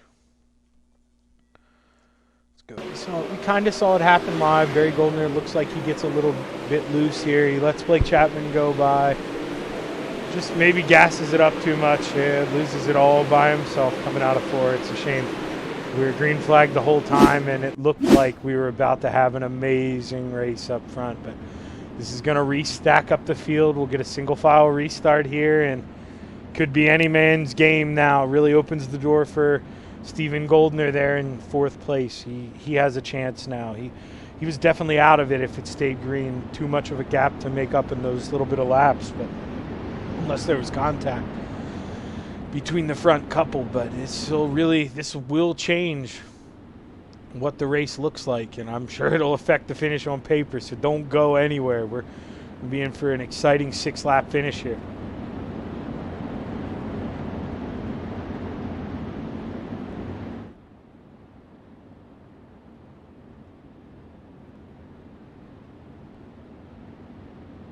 Still can't believe I clicked the wrong push to talk button. I was clicking the number 6 instead of my plus sign, so hopefully I wasn't too quiet there, because that was a real exciting in the beginning, and man, I was screaming my butt off at some of those passes. So hopefully didn't miss too much of it, but at least you got to hear the roars of the motor and see it. But definitely didn't mean to let you down there, but hopefully we'll make it up for you. Like I say, we're going to have 6 to go when they get the green flag. Steve King pace truck should be off this time by.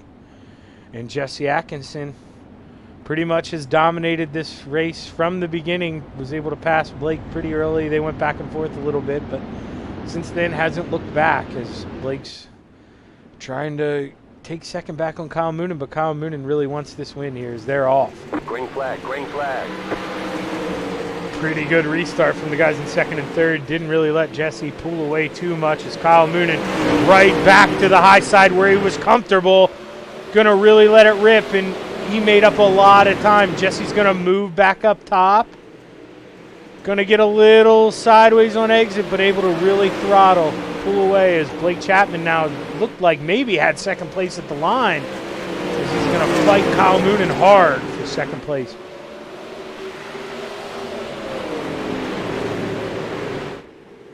Kyle Moonen, though, really running it in there, trying to go as hard as he can.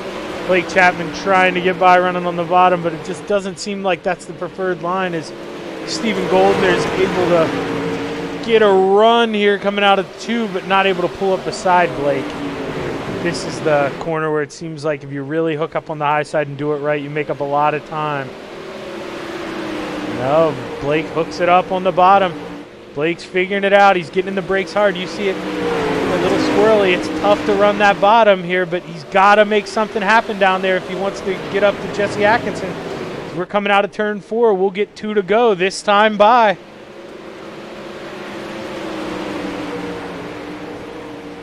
Kyle Moonen really sending it in there. Going to try to get a big run, throwing that slider line almost. Trying to float up in the middle of the corner, but not able to make up a bunch of ground on Jesse. We're going to be coming to the white flag this time by here in Mechanicsburg, PA. Oh, caution right before. We're going to get a green-white checkered. That was right before the leaders were about to cross the start-finish line. Seeing Brian Dickens, maybe? Let's take a look at this. Brian Dickens right there in the 122. Oh, he just clipped that wall. Nowhere for Terry Landis to go. And holy crap, what a save, Brian.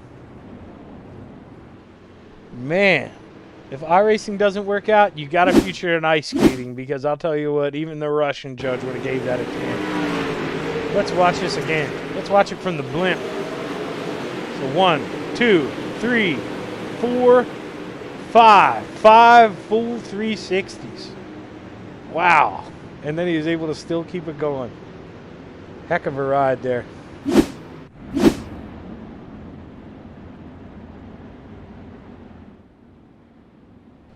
Well, that set us up for a green, white, checkered finish here.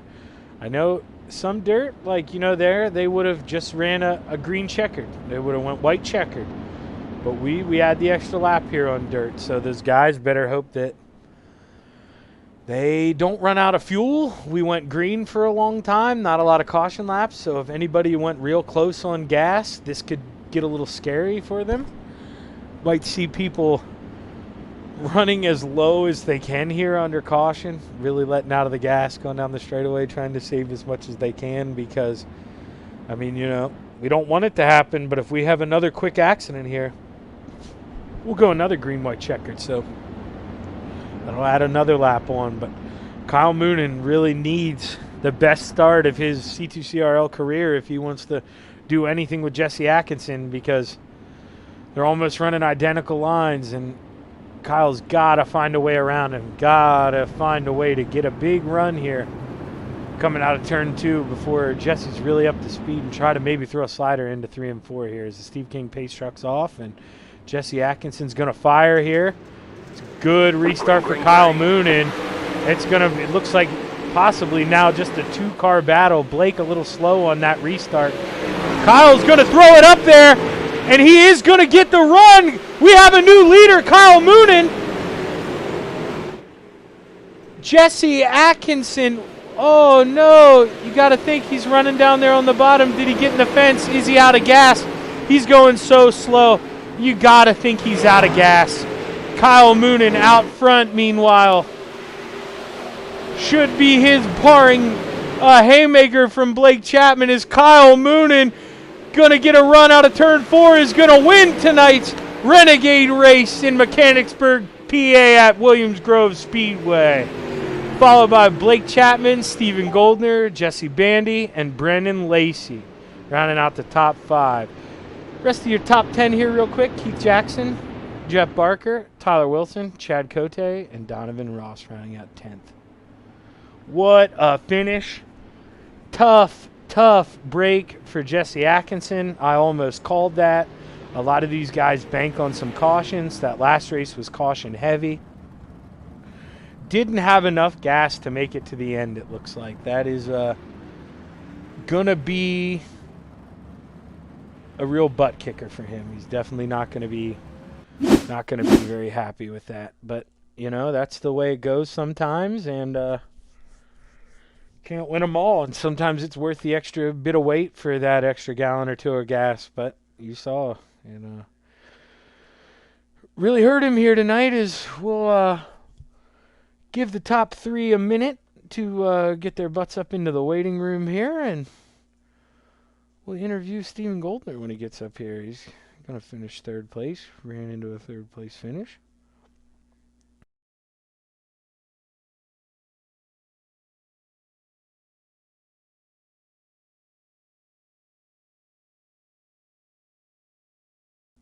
All right, we're going to pull up Stephen Goldner, your 3rd place finisher. Stephen Goldner, Zach in the booth. Man, you got a copy? Yeah, I got you, Jack. It's a Zach. Oh, dude, you're all good. I get called Jack every time I call a telemarketer calls me. I'm used to it. But man, dude, you were real quick tonight. It seemed like you were stuck in the back early. As well as I do. Real hard to pass here. Kind of one fast line, but you were able to survive. And it seemed like that caution came out at the end. It kind of helped you. Was able to help you get on the podium. Talk a little bit about the race. Yeah, the car was real good. It took a little while to get in. If I find when the track gets slicker, we get a heck of a lot better. It shows with the majority of the Vanderbilt guys run top 5 tonight. But yeah, the track was tricky. It took me about 15 laps to actually figure it out before I started passing cars. I ran 9th for at least 10 laps. It felt like, or more, and car really came in at the end. We had to roll the bottom there with the last 2 laps just because of fuel. But yeah, I wish I had a little bit more fuel because I might have been able to get Blake there running the top. But yeah, just sucks. Not going with enough fuel. I made that same mistake earlier in the matinee, and I did it again here. Yeah, I kind of touched on that a little bit when we got the green-white checkered. I said it might be an issue because, as much as we don't like to admit it, I mean, how many times do you run at Williams Grove with 2 cautions? You know what I mean? You kind of expect the cautions to save you a little bit of gas, and I think Jesse Atkinson, he didn't even finish in the top 10. I think he ran out of gas, so he was another culprit of the gas game. But, man, you held it in there, and you got a 3rd place tonight, so who you want to thank on it? Yeah, I got to thank all the guys at Vanderbilt. They told me what setup to run, and ultimately that definitely helped me run 3rd tonight because I was out in left field trying to find something that worked. I think the Ross Burnett Velocity Race Designs fits perfect photography, Luna Racing Engines, you guys for the broadcast, Dylan Westbrook Racing for the title sponsor for Renegades, Roger and everyone with C2C, and all the people watching. Well, congrats, Steven. You're a name that's quite frequent on the podium, and you had to work for it tonight, man, but you earned it. Congratulations. Yeah, thanks a lot, Zach. Hopefully we're talking to you next week. Sounds good, man. That's Stephen Goldner, your 3rd place finisher. Let's bring up your 2nd place finisher, the salesman, Blake Chapman. Blake Chapman, Zach in the booth, man. You got a copy? Yeah, I got you, man. Well, hey, dude, pretty exciting race tonight. I imagine you didn't expect it to go green flag like that in the beginning because I know you have a quick car. I'm sure you were running the bottom just to save that right rear up, but whenever you were running a little slow, I can't remember who got into you, but it may have cost you a chance tonight at the win, but you had a good race. Talk to us about it. Yeah, I think it just came down to I made some adjustments to the car before the race that I probably shouldn't have. And yeah, I had to run that middle more than I wanted to at the start because, like you said, I wanted to run that bottom, but I had to go to the middle because it was just quicker. And I think that where the right rear out a little too much. Towards the end, I was just trying to hold on to it really, but yeah, just feel for Jesse there. If that last caution doesn't come out, he probably wins the race, and he ran a really good race. So it's just tough to see something like that happen. But he's just got to take chances when he can, and I was just doing that, running the bottom as well as I could tonight. Yeah, dude.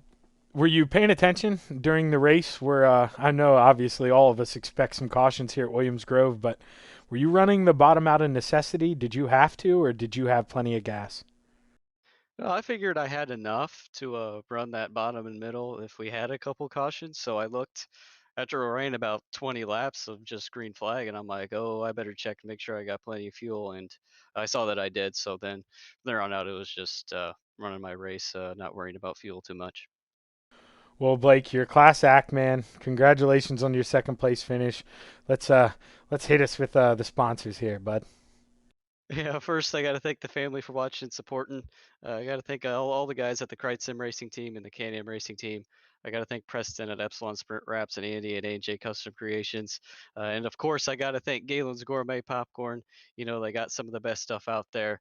And don't forget to use code CART at checkout for 15% off of your purchase. And I got to thank you for putting this on tonight, Zach. You did a good job.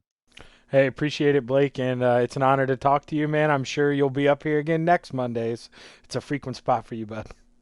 Yeah, I hope so. Thanks, man. Congratulations, Blake Chapman, your second place finisher. Let's bring up your winner here, the man tonight. Kind of stole it at the end, but he was there. He was quick up top.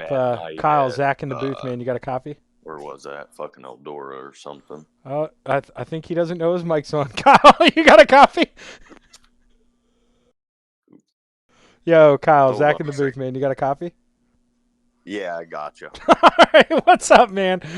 Hey, congratulations on the win here tonight. I think Jesse, obviously, it looked like maybe had some fuel troubles, but you were quick. You were all over him all night, and I think if he wouldn't have had fuel trouble, you would have gave him a heck of a run. You really sent it in there on turn 1 and 2 on that final restart. Talk to us a little bit about it. Yeah, that's where I would have had to have gotten them. We were running the same line pretty much in 3 and 4, and I could gain some on him still, but not enough to pass him. I was kind of hoping to get up, beside him coming out of 1 and 2.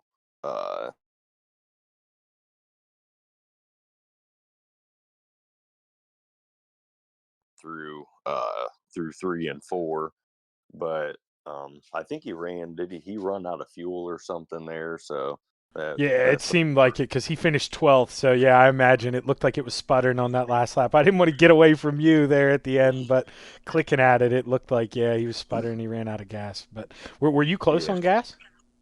No, I still had, I think, 2 laps left. I think what it said. So, I mean, I was close, but not quite what everyone else was. So that worked out good. And I should probably, thank Goldner for that one because I couldn't really run him down, at all. I could stay with him, and then he was like, "Dude, let it slide up to the cushion out of 1 and 2," and that's when I when I really started running him down. So. It's neat you say that because I actually mentioned that on the broadcast. So it's cool that Goldner told you that because, yeah, you were driving in a lot harder in the entrance of turn 1 and you were really floating up, there in the middle of 2 and using that cushion. And it seemed like that is definitely where you were making the time up on him. But, dude, congratulations on your win. And not to take the spotlight off you, but what? Bandy built 4 in the top 5. So nothing wrong with that, man. Yeah, exactly. It was a good night for all of us. We really didn't think it was going to be that good of a night, so worked out. Well, it's always a good surprise when you luck into a win here at the Grove. It's not an easy track to win at, so congratulations, Kyle, and give us the rundown of the thanks for the sponsors here, bud. Just all the guys at Vanderbilt and Ross Crenna at Velocity Race Design. You guys for the broadcast and everyone that helps put on the league. Well, thanks, Kyle. Honor having you race with us. You're a hell of a driver, and as they showed, can't sleep on you. Even if you're in second with 2 to go, you know how to get there at the end. So congratulations, and hopefully we talk to you again next week. Sounds good. Thanks, Zach. No problem, Kyle. That's your winner here, and that's gonna do it for us tonight. We had a lot of good hard racing tonight. Pretty crazy. We were treated to some amazing finishes. Real tough break for Jesse Atkinson. He led most of the race.